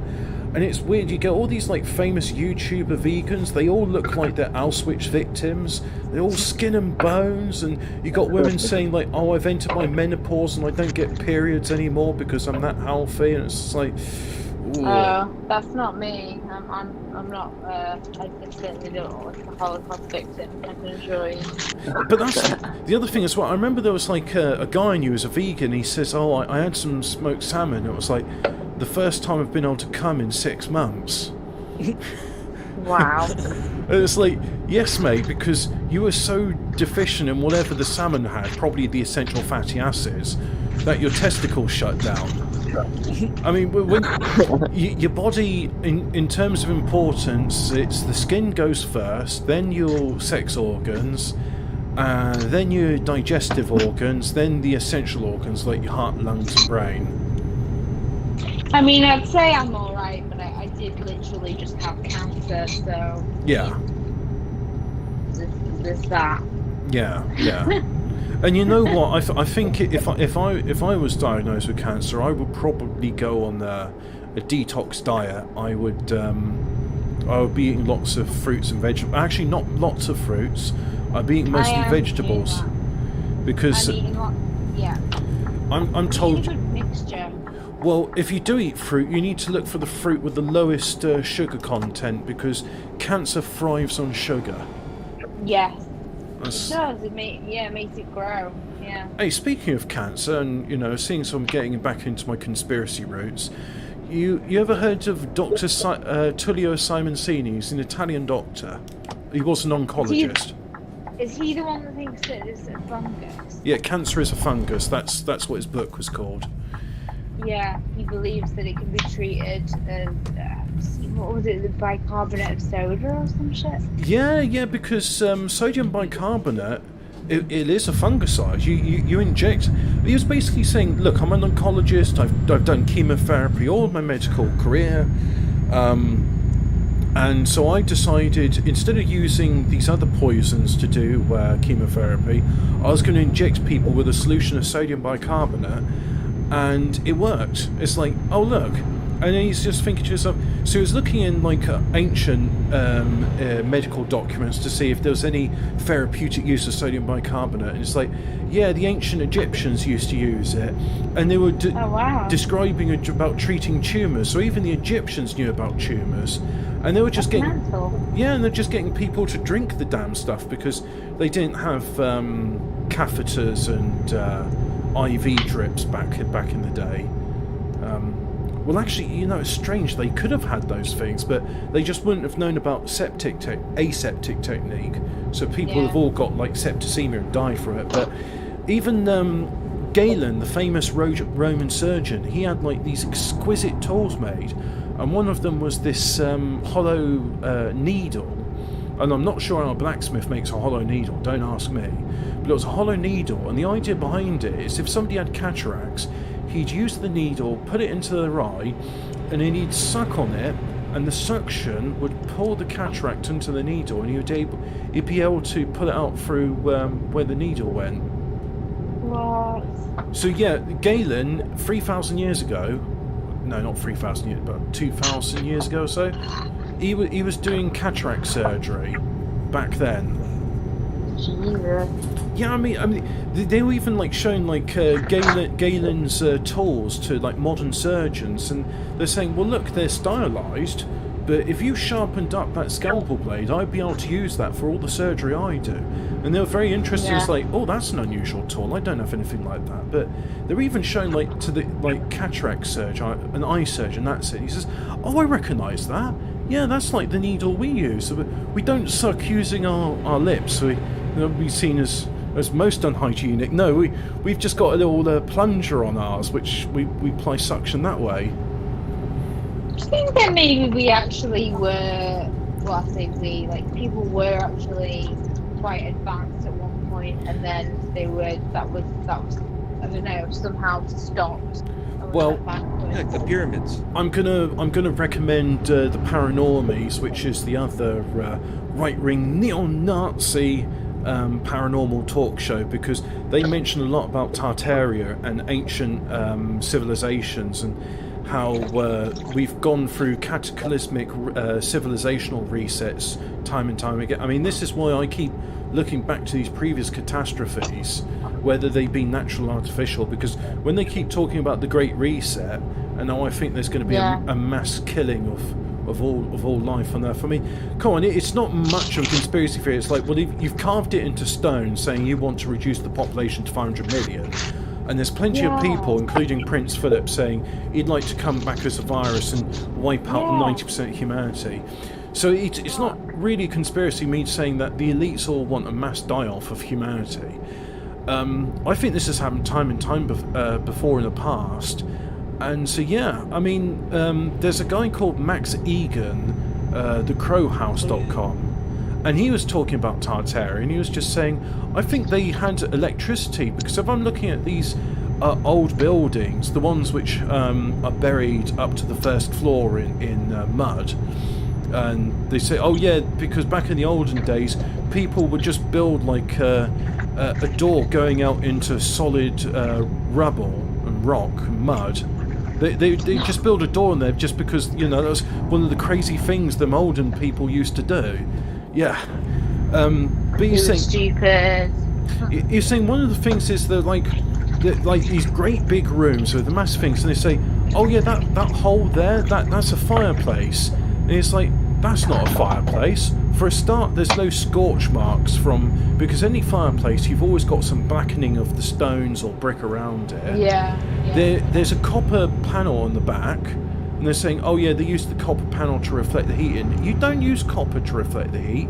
You use iron. You use iron to do that. He says he thinks it makes far more sense that what that actually was electricity, and it was being used. The copper plate was being heated up by electricity, and that was actually an electric radiator. And you'd saying that all these fancy antennae they'd have on these ancient buildings weren't weather vanes, as they call them. They were part of a wireless electricity transmission. So when Tesla was trying to give the world wireless energy, he wasn't inventing a new technology. He was just like, he probably just knew the Tartarian knowledge, because he was a Croatian, and his dad was priest, so he probably had access to all sorts of ancient books which would have been burnt in the book burnings. Because they reckon the pogroms in Russia, that wasn't against the Jews, that was against the Tartars, and the knowledge that they had of an ancient pre-catastrophe advanced civilization, what we now call Siberia. What does Uno say? My mother has leukemia. Most of her life she is old and still going strong. Well, that's brilliant, because, I mean, if you've got cancer in your bones, then that's bad. I mean, short of that, I mean, the worst cancer I know is pancreatic cancer, because once you get that, it spreads. That's awful. It spreads everywhere else. Steve Jobs had that. Yeah, my step-granddad had cancer of the pancreas, liver, and adrenal glands. So, well, then, yeah. But that's the thing. I mean, Steve Jobs, he got that, and then he was doing various things, like he was taking B17 and cannabis, and he still died. They reckon they could have saved his life if they amputated his pancreas, and yeah, he'd have been crippled, but he'd have still been alive. And I had a friend who died in mid-30s. She had breast cancer, but it spread to the rest of her body, and she was doing the Gerson diet, so she was having like baked potatoes with olive oil and garlic. I seem to remember she was always juicing like carrots and other things, and coffee enemas. I've got a juicer. But the thing is, she still died, and towards the end it was a horrible, painful experience, and I feel very, very sorry for her, because I mean, she didn't even get to her 40s and she's dead, and she had a really good career. She was I don't want to say what industry it was in, but she was quite well paid. Yeah, she did well. Well, she did well, but then she died, and it's just, I mean, she even went to Mexico to get a B17 injection, but it didn't work, and it's just like, the sad thing is, and this is one of the things I had to accept, but is that, you know what, sometimes you're going to die, despite your best efforts, you're going to die, and even if you don't die from sickness, you're still going to die of old age. So, yeah. I think the only thing we can do is choose how we die, and you just have to accept that despite your best efforts, you are going to die. Just hopefully not in pain. And like my poor Well, we're grandma. not immortal. Yeah. Everybody dies. Unlike my poor grandma who did die in agony. But the thing is, my grandmother died in agony, but that was her wish. She was like, she wanted to struggle on for every breath that she got, and at the end it was a struggle, because and the thing is, I can't go over to Belgium I couldn't go on to the funeral. I can't go to even now to pay my wishes, because I think in the new year they'll just be like, oh, your UK's pariah state, you can't travel, and it makes my blood boil that she's my fucking grandmother, she's dead, and I can't visit her. So fuck you, Boris Johnson. I know you're listening. Yeah, fuck you, Boris. What does Boris Johnson do on a Wednesday evening? Well, he listens to Hobbit talking about Tartaria and how he works with GCHQ. When I had my surgery, I wasn't allowed any visitors, so I was just there on my own. Oh, was it this year? I had surgery in April, yeah. Just after the lockdown. Yeah, so I got diagnosed in October last year. But I had a pretty aggressive form of cancer. It's called inflammatory breast cancer.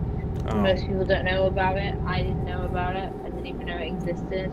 And the only reason I knew about it is because, sorry, I know I'm talking to boys, but just like my boob would just look like I had sunburn, and I was like, what the fuck? And then I went to the doctor, and they were like, oh, it's probably a mastitis. They gave me antibiotics and referred me to the breast clinic, and then they were just like, yeah, you've got cancer. So I was like, oh, okay. Yeah, so that was that. It was so weird. It was like, from finding out, I found out on the 8th of October, and then I started chemotherapy on the 28th of October. And then I finished my chemo, I think, in March. I had to cut it I had to cut it short because I got peripheral neuropathy, so I just couldn't do buttons and basic things. My fingers were numb, and then they brought my surgery forward, and I was really lucky actually that it didn't get cancelled because I think that was the general idea, was that they wanted to cancel those surgeries. You know that I spoke with an oncologist about this before, because I was saying, what do you think about this? And he says, well, look, if it works, then great, because the thing with chemotherapy is, we don't really want to say it, but we're poisoning you, and we hope that the cancer dies before you do. Yeah. And he says, it's brutal, but if you look back, and the thing is, he was surprisingly philosophical about this. Most doctors you talk about are real egotistical bastards, but he says, if you go back in time, we used to do all sorts of barbaric things. We do bloodletting with leeches, we do trepanation. It was just like, it was the best thing at the time. He says, sometimes you can't help the patient, but the fact that you're spending some effort and you're cutting them up and you're doing things is just seen as doing a good thing. It's like, it's better than just saying, well, you're fucked, mate, there's nothing I can do. And I thought, actually, that's a very good point, because they don't really talk about the power of placebo, but placebo is something that's poorly understood, but is sometimes even more effective than the actual medicine. 100%. And the thing is, like, I remember asking the surgeon when I found out. I started asking what my chances, and she said, well, we don't really like to sort of say that, because people tend to focus on the figures. You got to have faith in the system to do it. That's a different story to how I was told, but carry on. Yeah, so she said, well, I mean, maybe that was just her approach, but she said, I don't really like to give people figures because it's something that people tend to focus on. Plus, if you Google inflammatory breast cancer, it does not look good. You just look at it and you're like, oh shit. It's like, look, if I tell you a number, you're going to get really depressed, and if you're depressed, your immune system's going to suffer, and if your immune system suffers, you will die sooner. So cheer up and have faith in your physician, because that was actually...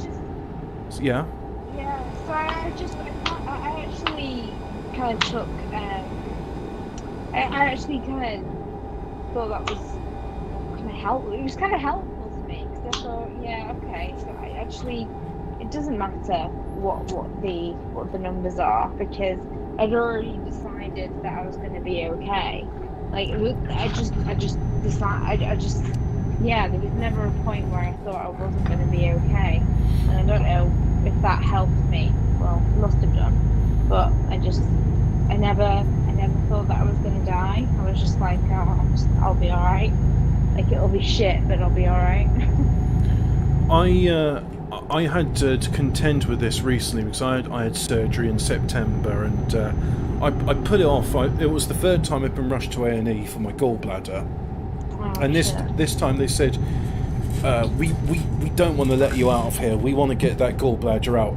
And I had the surgeon, he came to me and he said, well, look, I've got to inform you about the risks. You've got to have informed consent. So these are all the bad things. And I said, doctor, I know there's bad things. There's post-cholecystectomy. He's like, oh, what do you know about that? I said, well, why do you think I kept putting this off? And he says, well, do you want to go ahead with this? And I said, look, you can tell me the numbers. You can tell me there's a percentage chance that this will happen. If that happens, I'll have to deal with it. But the option is not to have surgery, and then I'm here again, or worse, there's a bile duct obstruction, and then it's like you've got 3 days to live, and it's going to be fucking agony, and your liver's going to fail.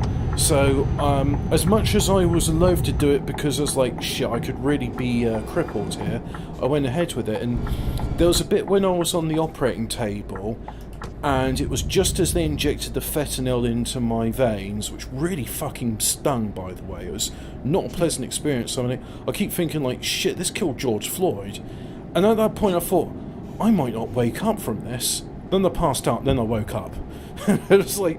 It really does. It does sting. And I couldn't have it in my... I couldn't have the anaesthetic in my arms. I had to have it in my foot, which hurt even more. Oh, yeah. I have a PICC line in my left arm, and my right arm was that's the one where they were removing. They removed 37 lymph nodes from my right side. Oh God. So yeah, so they couldn't do. So basically, like, yeah, basically they just removed like. I think they took 4 on the left side, but they took 37 lymph nodes on the right side, and they just kind of took everything. So Uno in the chat, he's saying something interesting about fluoride. I'll address your point in a minute. I just want to say my mother had a mastectomy years and years ago, and she was quite fortunate. She had a cancerous tumour, but it wasn't in her breast tissue. It was on the pectoral muscle itself. So and that meant like every time she moved her arm, it hurt. So they said, well, look, we'll do a mastectomy on you, and we'll just get rid of all traces of the tumour, and then you'll be all right. Well, unfortunately, when they did the mastectomy on her, they severed the lymph vessels from her arm to the rest of her body. So occasionally she gets lymphedema in her arms, and she gets terrible migraines. So I said, well, it's no wonder you get terrible migraines, because you're being poisoned by your arm. And I said, can't the NHS like do a surgery on you to like get a blood vessel? And she said, the worst thing is, after her, she was kind of the guinea pig. They now make it standard course where if they're doing a mastectomy like hers, they will harvest a blood vessel from your leg or your arm, your ass, or wherever, and they will use it to create a replacement lymph vessel, because otherwise it's like, you're going to be crippled like Hobbit's mum. We don't want that. But they won't do it for her. And they say, you'd have to go private for it. And I just, every time when she's suffering, I said, well, look, your dad's loaded. Why don't you go to Belgium and get it done? And she's like, oh no, I don't want to trouble him. It's like, well, it's your choice to suffer like this, but I hate seeing you suffering. So Uno, he said in the thing, fluoride, the body treats it like iodine. He's right. Your thyroid gland, I think it's the thyroid, it absorbs all. In fact, yes, it is the thyroid, because in Chernobyl they had this thing called they called it the Chernobyl necklace, where the bodies have absorbed radioactive iodine, and because of that they've got these lumps all around their neck because their lymph glands have gone radioactive. So your body, all the halogens are very reactive, and iodine is useful in the body. It's quite good for you, and so your thyroid stores this iodine to be used later on in the body in minute amounts. However, it's not able to differentiate between iodine or fluorine or what's the other halogens? You've got bromine. I actually take nascent iodine. Like I put drops in. From like, the InfoWars store, nascent iodine. No, I don't get it from InfoWars. I got it from Amazon. Oh, you get a cheaper source of. Is it the? Come to Infowars.com and buy my iodine. Super male vitality. Super male vitality. That's why I use super male vitality, and here I am. Fine. Yeah. I was reading a lot about things people were doing, like people were saying little sort of counter of me and stuff, and someone suggested nascent iodine, so I have some of that. I take a lot of turmeric as well. Well, interesting enough, in Europe they put iodine into their salts. And the idea of the iodine is it's supposed to be a protective buffer against the fluorine in a diet. So if you've got iodine in your diet, it buffers against the calcium fluoride.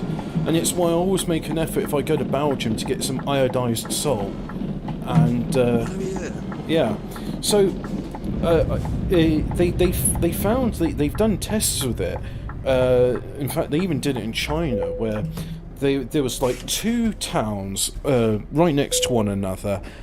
And I've got to turn the engine off so I can refuel. And with these towns, they did the fuel. These 2 towns had different water supplies. One had naturally occurring calcium fluoride, the other one didn't. And they found the town with calcium fluoride was 5 to 10 IQ points on average lower than the town which didn't have fluoride in the water. So they started off giving iodized salt subsidized, free. They basically just told all the people in this town, hey look, if you don't want your kids to be retarded, use iodized salt in your diet. And that's improved the situation there. But unfortunately, you've got places like Ireland, the USA, Birmingham, Wales, South Wales, I know does it, where they fluoridate the water. And it's just like, you'll get propaganda saying, oh yeah, it's because it's for your health. And it's like, no, it's not for your fucking health. It's an industrial fucking pollutant. I mean, it's one thing saying, oh yeah, calcium fluoride in your diet will make your teeth stronger. Alright, okay. That's the argument they make, But, isn't it? yeah, I mean, it's one thing to say calcium fluoride is of some benefit to tooth enamel. It's quite another to say that hexafluorosilicic acid, I'm going the wrong way, so I'm going to reverse. Hexafluorosilicic acid, well, I mean, no, hexafluorosilicic acid is used in aluminium refining and it's a waste product of it. So rather than storing this incredibly fucking toxic thing in a proper waste disposal site, which would be very expensive. Well, that's it. They can actually charge municipal water supplies as like, hey, buy our incredibly valuable product, and it's for the good. And so this is why people are getting osteoporosis and all that shit, because they're being poisoned with sodium. Hang on, sodium hexafluorosilicic acid, or they'll be giving them sodium fluoride. And I'm sure somebody... There's links to brain cancer as well, isn't there, for the people that put it in the water? Oh, well, there's all sorts of cancer. I mean, the fact is, the most dangerous poisons known to man, which aren't polonium, they all contain fluorine in them. Yeah. Hydrofluorosilicic acid too, yeah. It's glass cleaner. Yeah. And I'm not waiting in this queue. I'm a lorry, I get to jump the queue. Right, so... fluoride also calcify, like, your pineal gland. Yeah. That's right. Which is, you know, what they sort of term as the third eye, which is like your ability to... Well, that's what sort of they link to religion and sort of spiritual thought. I know the pineal gland is anatomically quite similar to the eyes, but what I'm curious about to know is that if it calcifies your pineal gland and forms this like calcium cataract around it, does it also cause cataracts in normal eyes? Because surely, like... this is the bit where I don't really know and I don't have the information from me, so I'm just purely speculating. But if it's causing calcification of a pineal gland, which is structurally similar to an eye, would it not also cause cataracts? Or are cataracts formed in some other way? I mean, I don't know. I would assume cataracts are formed in some different way, but obviously I'm basing that on nothing but my own guessing. Well, suffice to say, fluoride is not good stuff, and if you've got calcium, if you've got calcium fluoride in your water, don't worry about it. It's not going to kill you. Make sure to get some iodized salt, and you can even buy it on Amazon. You can. I'm trying to think of. I thought all salt had iodine in it. No, you can get natural rock salt, and natural rock salt will get, like, if you get Malvern or Cheshire rock salt or Cornish sea salt, it won't be iodized. But I've got Himalayan, some pink fucking Himalayan salt. that's good stuff. It's got manganese in it, but at the same time, that's it. There's a famous French brand called La Bellina. It's got the picture of a whale on it, and it's iodized sea salt. So you just look around for iodized salt, and just do you eat seaweed, actual proper like kelp and stuff, because that's got plenty of iodine in it. No, but I do have like multivitamins that contain that, so I don't eat it directly, but I have it in like capsule form. I was quite disappointed because I found like the crispy seaweed, which I really like from the Chinese, isn't actually seaweed, it's Savoy cabbage. And I was like, yeah, I know I was disappointed too, but I was like, what, you're telling me like this really nice thing is actually just fried cabbage? Because I always hated cabbage as a kid because my dad would cook it to death and it stunk like shit. I can't. But then when I've actually cooked cabbage myself, That's because he boiled it. yeah, Yeah. Why do people just boil the shit? This is what I hate about British movies. Is they boil the fuck out of everything. I mean, look, there's nothing. I mean, if I get like saying like asparagus, I will boil it for a minute. I will literally be there with my frying pan, boiling water, and I'm staring at the asparagus. And right when it turns bright green, that's when I drain the water, or I make a gravy out of the water. Yeah. Boiling is an alright way of cooking, but if you're boiling something for the point where it's like you've boiled it for half an hour and it's turned to that dull grey brown green, you've overcooked it. You boiled all the nutrients out of it. That's why you make a gravy, Flossie, because that way you get to keep your nutrients. And gravy's good. I like it. And you can put iodized red signal offence, fuck off. And you get to use iodized salt in a gravy, so there you go. So yeah, kids, get iodine, eat seaweed, eat kelp, go to one of them Japanese places or Oriental food shops and just like, hey, sea kelp, and it's like, you'll make you want nori for sushi. It's like, yeah, whatever, as long as it's from the sea and it's got iodine. Can you not just take supplements? Is that okay? Yeah, you can take supplements. I mean, you can take cod liver oil, but at the same time, I think to myself, well, if you incorporate it part of your diet, I mean, I don't know about you, but I don't like taking supplements, but I quite like eating food. So if I just have like I've got cod liver oil tablets, and I hardly ever eat. They got to the point now where they're sort of sticking together and they do stink, and it's like I should probably chuck it out. But if it's just part of my everyday diet, it's just like, what shall I eat today? Oh, spag bol, and I'll put, spag bol. If I make it like really spicy and put loads of garlic in it, I can put cod liver oil in it, it'll mask the taste. Yeah. I mean, you can even go to a pharmacy and you can buy cod liver oil, which has got like orange flavour, and I was like, you can buy it in liquid form, can't you? Yeah, but I mean, I've seen liquid form, and it's like this opaque orange gel, and it smells like orange squash, but it's fishy orange squash, and I'm like, I think I'll just stick to the gel capsules. Yeah. Oh, Fremen, kale and blackberry for gallstones in a smoothie. Oh, kale is amazing. I love kale. It's funny you should say that. I'm just about to put that in my... Well, Uno card game, I'll tell you something even better for that. Well, from my own research, it seemed a lot of it said if you take malic acid, which is in apples, that will soften gallstones and help their passing out into the bile duct and then the duodenum. And I think maybe that's where the phrase an apple a day keeps the doctor away. But what I used to do was a liver cleanse, and you go on the fast. You're taking Epsom salts, which taste fucking foul. It's like it's one of the most bitter things I've drunk, and was it as bitter as... No, you had a baby. Magnesium sulfate. Yeah, magnesium sulfate, that's it. And you will be squirting rusty water, so just bear in mind, if you do this liver cleanse, you want to be near a toilet at all times. So you do that, and then just before you go to bed, you take a mixture of grapefruit juice. You just get the juice of one grapefruit with an olive oil.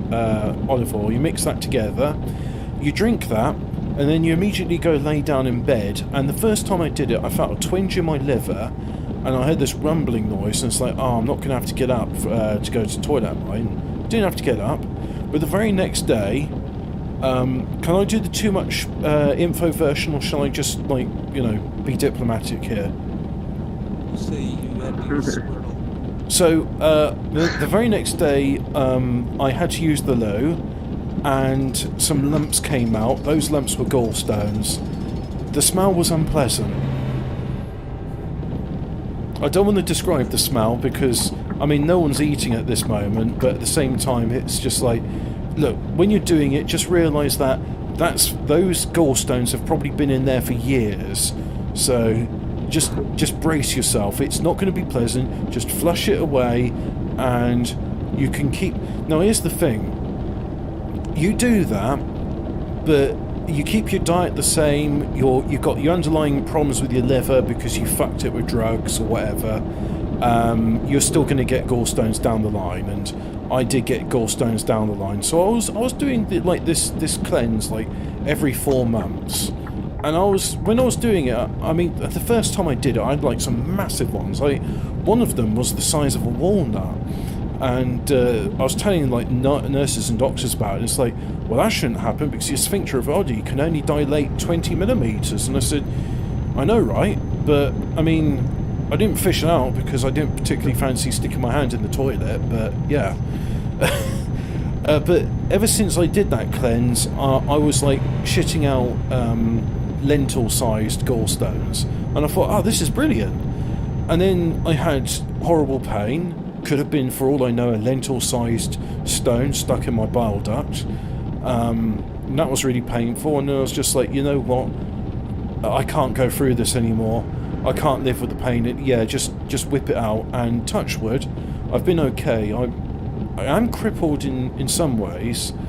I can't do stomach exercises like sit-ups anymore. I tried doing some of those and I had to stop, and I've been in pain all week. So, no more sit-ups for I. But there's other ways to exercise your abdominals. Of all people, Catboy Cammy was telling me exercises to do. So, I'm going to do the, I think he called it the reverse row or something, where you're leaning over, you've got dumbbells, and you're trying to pull them towards your chest, and then eventually behind your back. And that's good for your abdominals because they're having to tense in order to stabilise your body as you lift these weights up and change your centre of gravity. But yeah. Oh well. I guess I must be. Gallstones just from like a lot of calcium, so it's like from bread and milk, like the certain foods you can eat to get it. Yeah. Or it could also be because I did some experiments with drugs in my 20s, which I'm probably paying the price for. I mean, here's one of those things. I heard the Pope talking about how great coca wine was, and he was saying it was a gift from God. And I thought, well, if it's good enough for the Pope, I'll have a go with it. So I made some coca wine, and when I say I made coca wine, I got some sniff from a friend, and I said, do you mind if I mix this in with some vodka? And it's like, all right, yeah, do what you want with it, mate. And so I did that, and now I understand that cocaine is not the nicest of substances and it's adulterated with a lot of shit, and since that time I regret it. But I'll tell you what, that coca wine was all right. But then I was reading like, Numbed you up. then I was like, oh yeah, that Pope died of liver failure from drinking coca wine. And I was like, okay, probably not repeat that anymore. And I tell you what, because the thing is, like years ago, I went to, I said, hey, look, I got these pains and my liver feels like really full and bloated, and so they had an UV scan on it. It's like, oh yeah, you've got non-alcoholic fatty liver syndrome. I was like, oh shit, okay, all right. And then I was like, so my liver's making a lot of fat because it's been poisoned and it's trying to contain the poison. I was like, I bet it's the coca wine. So, you know what, kids, if you're listening to me, when I was a kid and there was all these adults telling me not to do drugs, and it's like, I've done drugs and it fucked me up. Well, now I'm an adult and I'm saying I've done drugs and it's fucked me up, and like not just like, oh yeah, you know, here's some intangible ways it fucked me up. Here's some like really painful ways it's fucked me up. Because if you've ever experienced, I hope you never experience biliary colic, but if you do, you have my sympathy. So yeah, don't do drugs, kids. I mean, do some drugs. You know, have a glass of wine with your meal, but most drugs, just avoid them. And have a smoke occasionally, that's alright. It will fuck up your lungs, but have a smoke.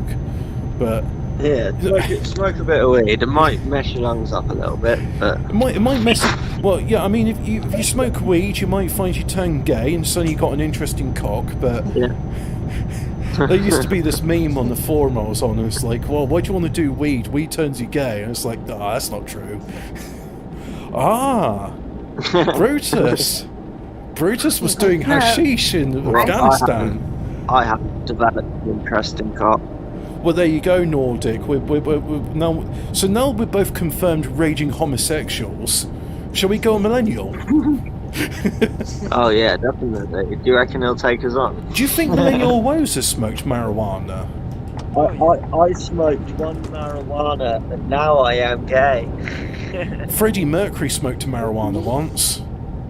And look at him. He died of the gay plague. Smoking cigs prevents COVID. Yes. Yeah, but it also causes this slight little thing called lung cancer. Yeah, so you want to smoke pipe tobacco. You want good quality tobacco. It's like, yeah, if you eat sausages and other cheap meats, you'll probably get bowel cancer. But if you eat good quality meat, you'll be all right. So I think it's the same with cigarettes. I don't think the tobacco itself is too harmful, and nicotine is actually beneficial. It's the chemical they put in it. Well, here's the thing, right? The body converts nicotine into nicotinic acid, which is known as niacin, and it's so valuable. I mean, they even put it in bloody cornflakes. You need niacin to live, and yeah, I mean, this is why in the French health service they prescribe nicotine patches. You don't need to smoke the nicotine, you just need to get nicotine into your system. But let's face it, a good pipe is pretty... Ooh, I'm almost tempted. I haven't smoked in months, by the way, but I'm tempted to have a puff now. Yeah, but anyway, the French doctors were prescribing people with a chinky cough. They were giving them nicotine patches. I'm like, well, if nicotine's good for like chinky cough, which is a respiratory condition, will it work if you have a cold or a flu? And then I remember when I was in the factory, the smokers were far less likely to get colds and flu. I mean, I remember one bloke, and he was like smoking every 5 minutes. He never got any work done, but at least he'd turn up to work. And like other people's like, you got flu, and it's just like, oh, okay. And it's like, oh, okay, well, he's still here. And it's like, yeah, all the smokers, you know, I think this is onto something. Like, oh yeah, they'd all have a pretty bad smoker's cough, but they wouldn't have the flu and they wouldn't have the colds. Well, I only really get ill once a year. Yeah. Have I been ill this year? At the beginning of the year I had chinky cough, so yeah, I was ill. At the beginning of the year I wasn't too well, so I probably had chinky cough as well. I mean, Hemi was taking the piss out of me. He says, oh, but you got AIDS, you just seem to be sick all the time. And I said, yeah, it feels like a bad cold. I mean, all my muscles hurt and I'm breathless, and it's like, am I getting but that? How do you know it was chinky cough though? Alright, so I've spoken to both my uncle and my cousin who've had it, and I've spoken to a friend of mine who lives in the USA, and he was saying, so he said, yeah, I've actually been confirmed to have it, went to the hospital and everything. And I said, alright, so I said, what's the symptoms like? Was it like flu? He says, no, it wasn't. He says, and like with a flu, you know, you get high temperature. I had that, but I didn't have a blocked nose, didn't have a sore throat. I just had a high temperature, all my muscles hurt, and it was hard to breathe.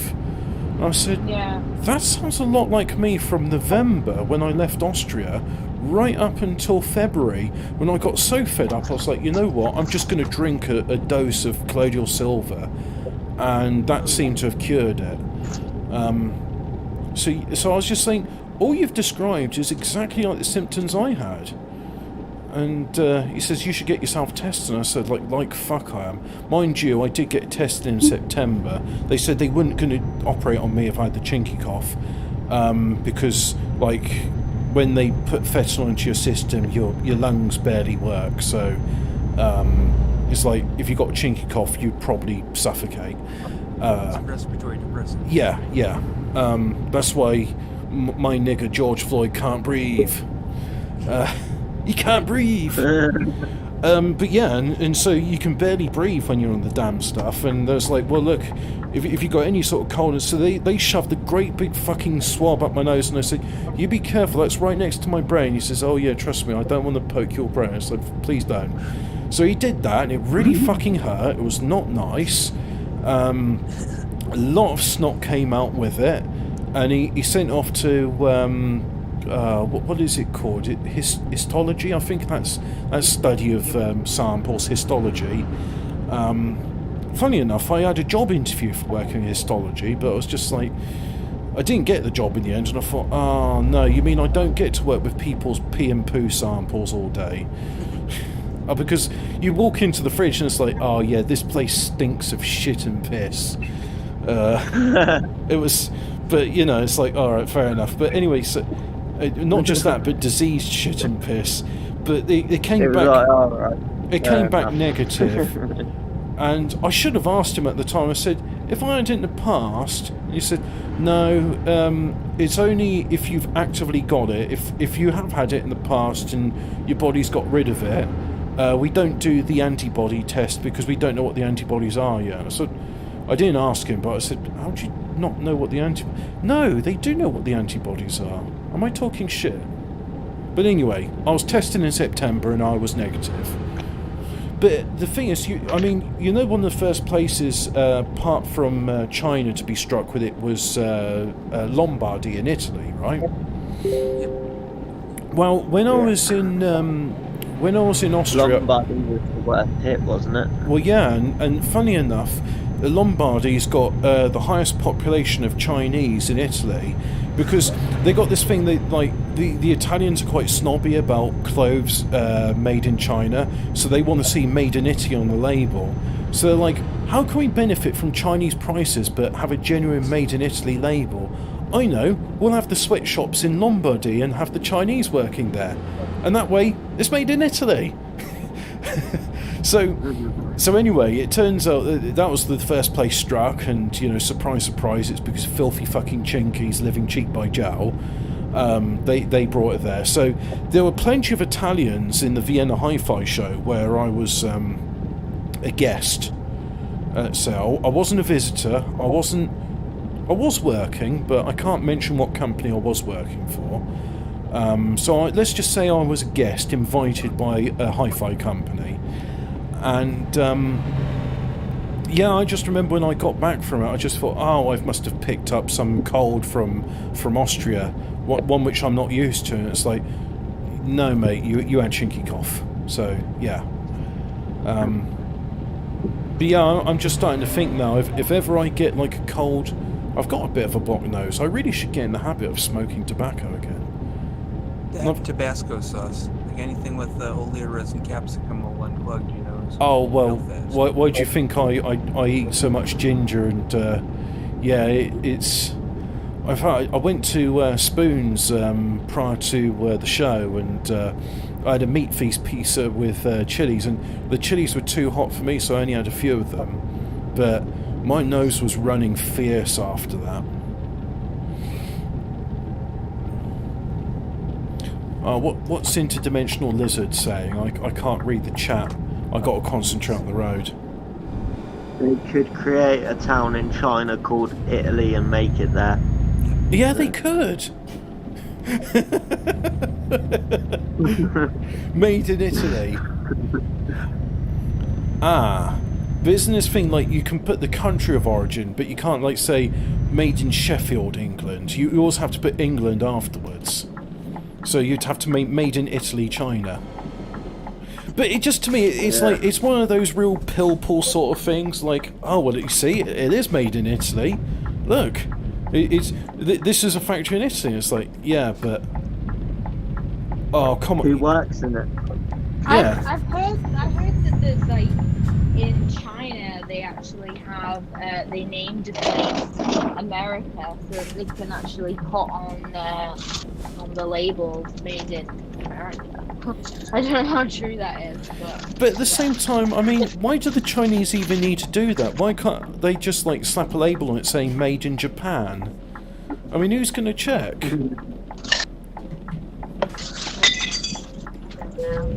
Who's going to check or argue back?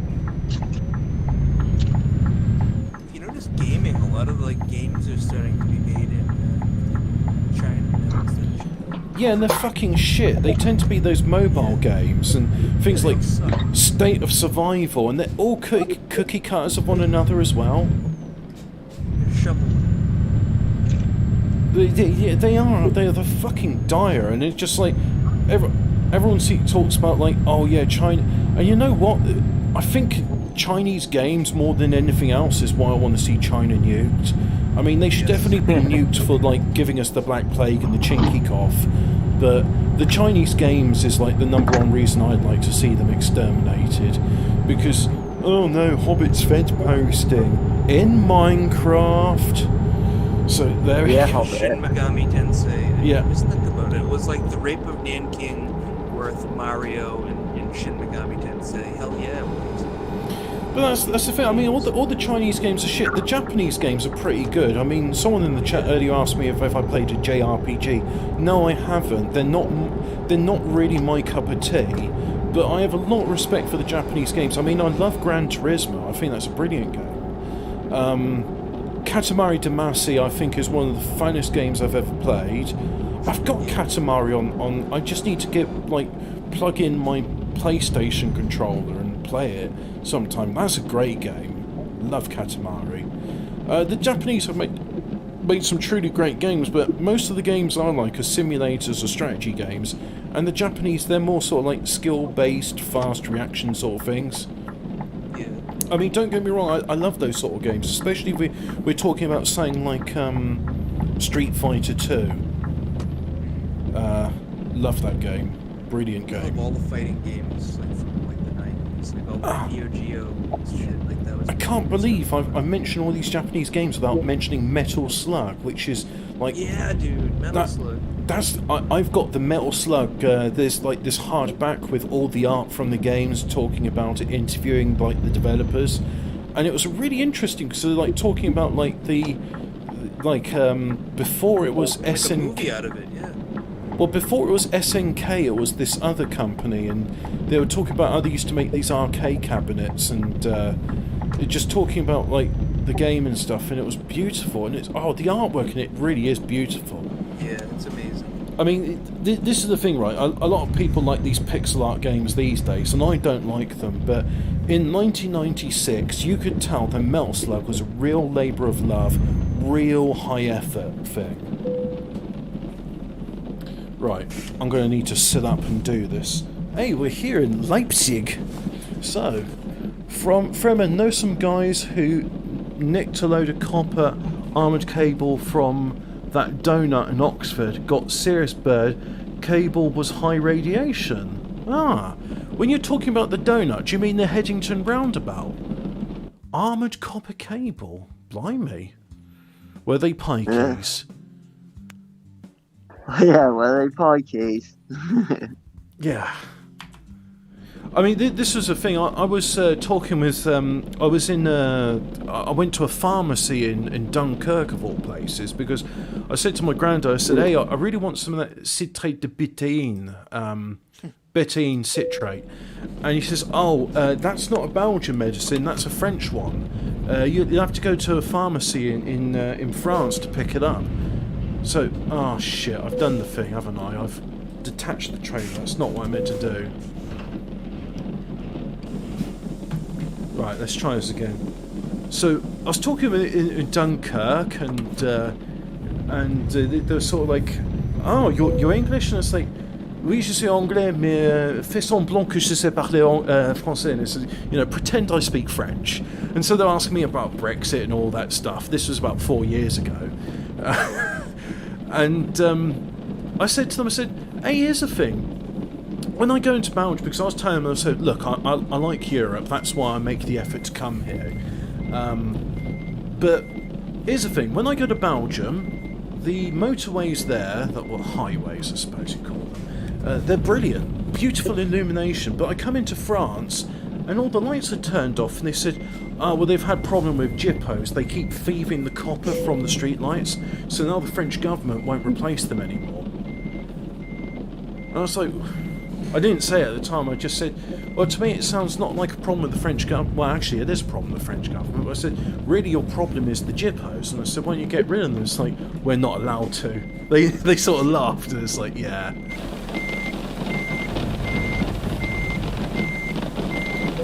You see, this is why back in my National Socialist Tintin days, I was just like, if only Hitler had stuck with the GIPOs, no one would have bat an eyelid. I mean, Europe would have been... But you could have dealt with other problem groups afterwards and said, well, look, we had great success with the GIPOs, so let's deal with this group the same way. I didn't know they were so bad. I mean, I don't think they ever come to America, so you don't have to deal with them, but they are vermin. And more than that, I mean, like, you've got a problem over there with the Blacks, and they are dangerous, but GIPOs are... They're dangerous, but they're also innovative in the ways they're dangerous. I mean, here's an example, right? Town near me. So first of all, do you know what a caltrop is? Ever heard of a caltrop? It's one of those things, spikes they use to take out horses. Yeah. It's a spike. You throw it onto the ground, and no matter what way it lands, there's always a spike on it. And yeah, so really awful things. And these GIPOs were squatting for about 18 months in the hospital car park, and so like people couldn't go there because they just get harassed by the GIPOs, and they're like parking other places, and like eventually the police said, okay, we really need to do something about this. Probably what happened is like the policeman or one of their wives had to use the hospital and just said, those GIPOs kept harassing me, I did not feel safe. So they did a raid on it, they forcibly evicted all the GIPOs, and so what the GIPOs did, because they knew the raid was coming, I think it was almost sort of a case of like, look, we're going to do this, so could you just make it easier on us and fuck off? And so when the raid happened, they left caltrops in the hospital car park, people were going in and their tyres were bursting, and it's like, oh yeah, thanks guys. And that's the thing, with Blacks, I wouldn't expect them to, I mean, I know some of them can be pretty vicious and mean, but I would never expect a black to like go, I'm just gonna like spike this area to make it dangerous. Yeah, they don't have the imagination for that. No, they don't. They don't. They always leave the area in an absolute fucking shithole as well. Oh, what, blacks? Yeah, well, they're filthy orcs. Or are you talking about GIPOs? Yeah, GIPO. Yeah, they do. Actually, there's one around where I live, and he sort of wanders around various sites in the country lanes. And I've got to say, he's one of the more respectable GIPOs. I believe that is possible, because he's got a proper like old-fashioned horse and cart, and he sort of ropes his horse up to various bits of lay-by, and you can tell where the extent of the rope is, because all of that area has been neatly mown down by where the horse has been feeding on the grass. Yeah. But I mean, I've worked with GIPOs before, and okay, so without getting too doxy, I mean, if I even mention this detail, it's like, oh, Hobbit's not actually a hobbit in real life. Yeah, I'm not actually a mythical creature in real life. Sorry, guys, but I'm the sort of person where people describe me, they say, oh yeah, he can handle himself. I've never felt unsafe in most places, except around GIPOs. They're good bare knuckle fighters. They're vicious people, and they are very in-group preference. And like I said, the thing is, I want to admire them because they live outside.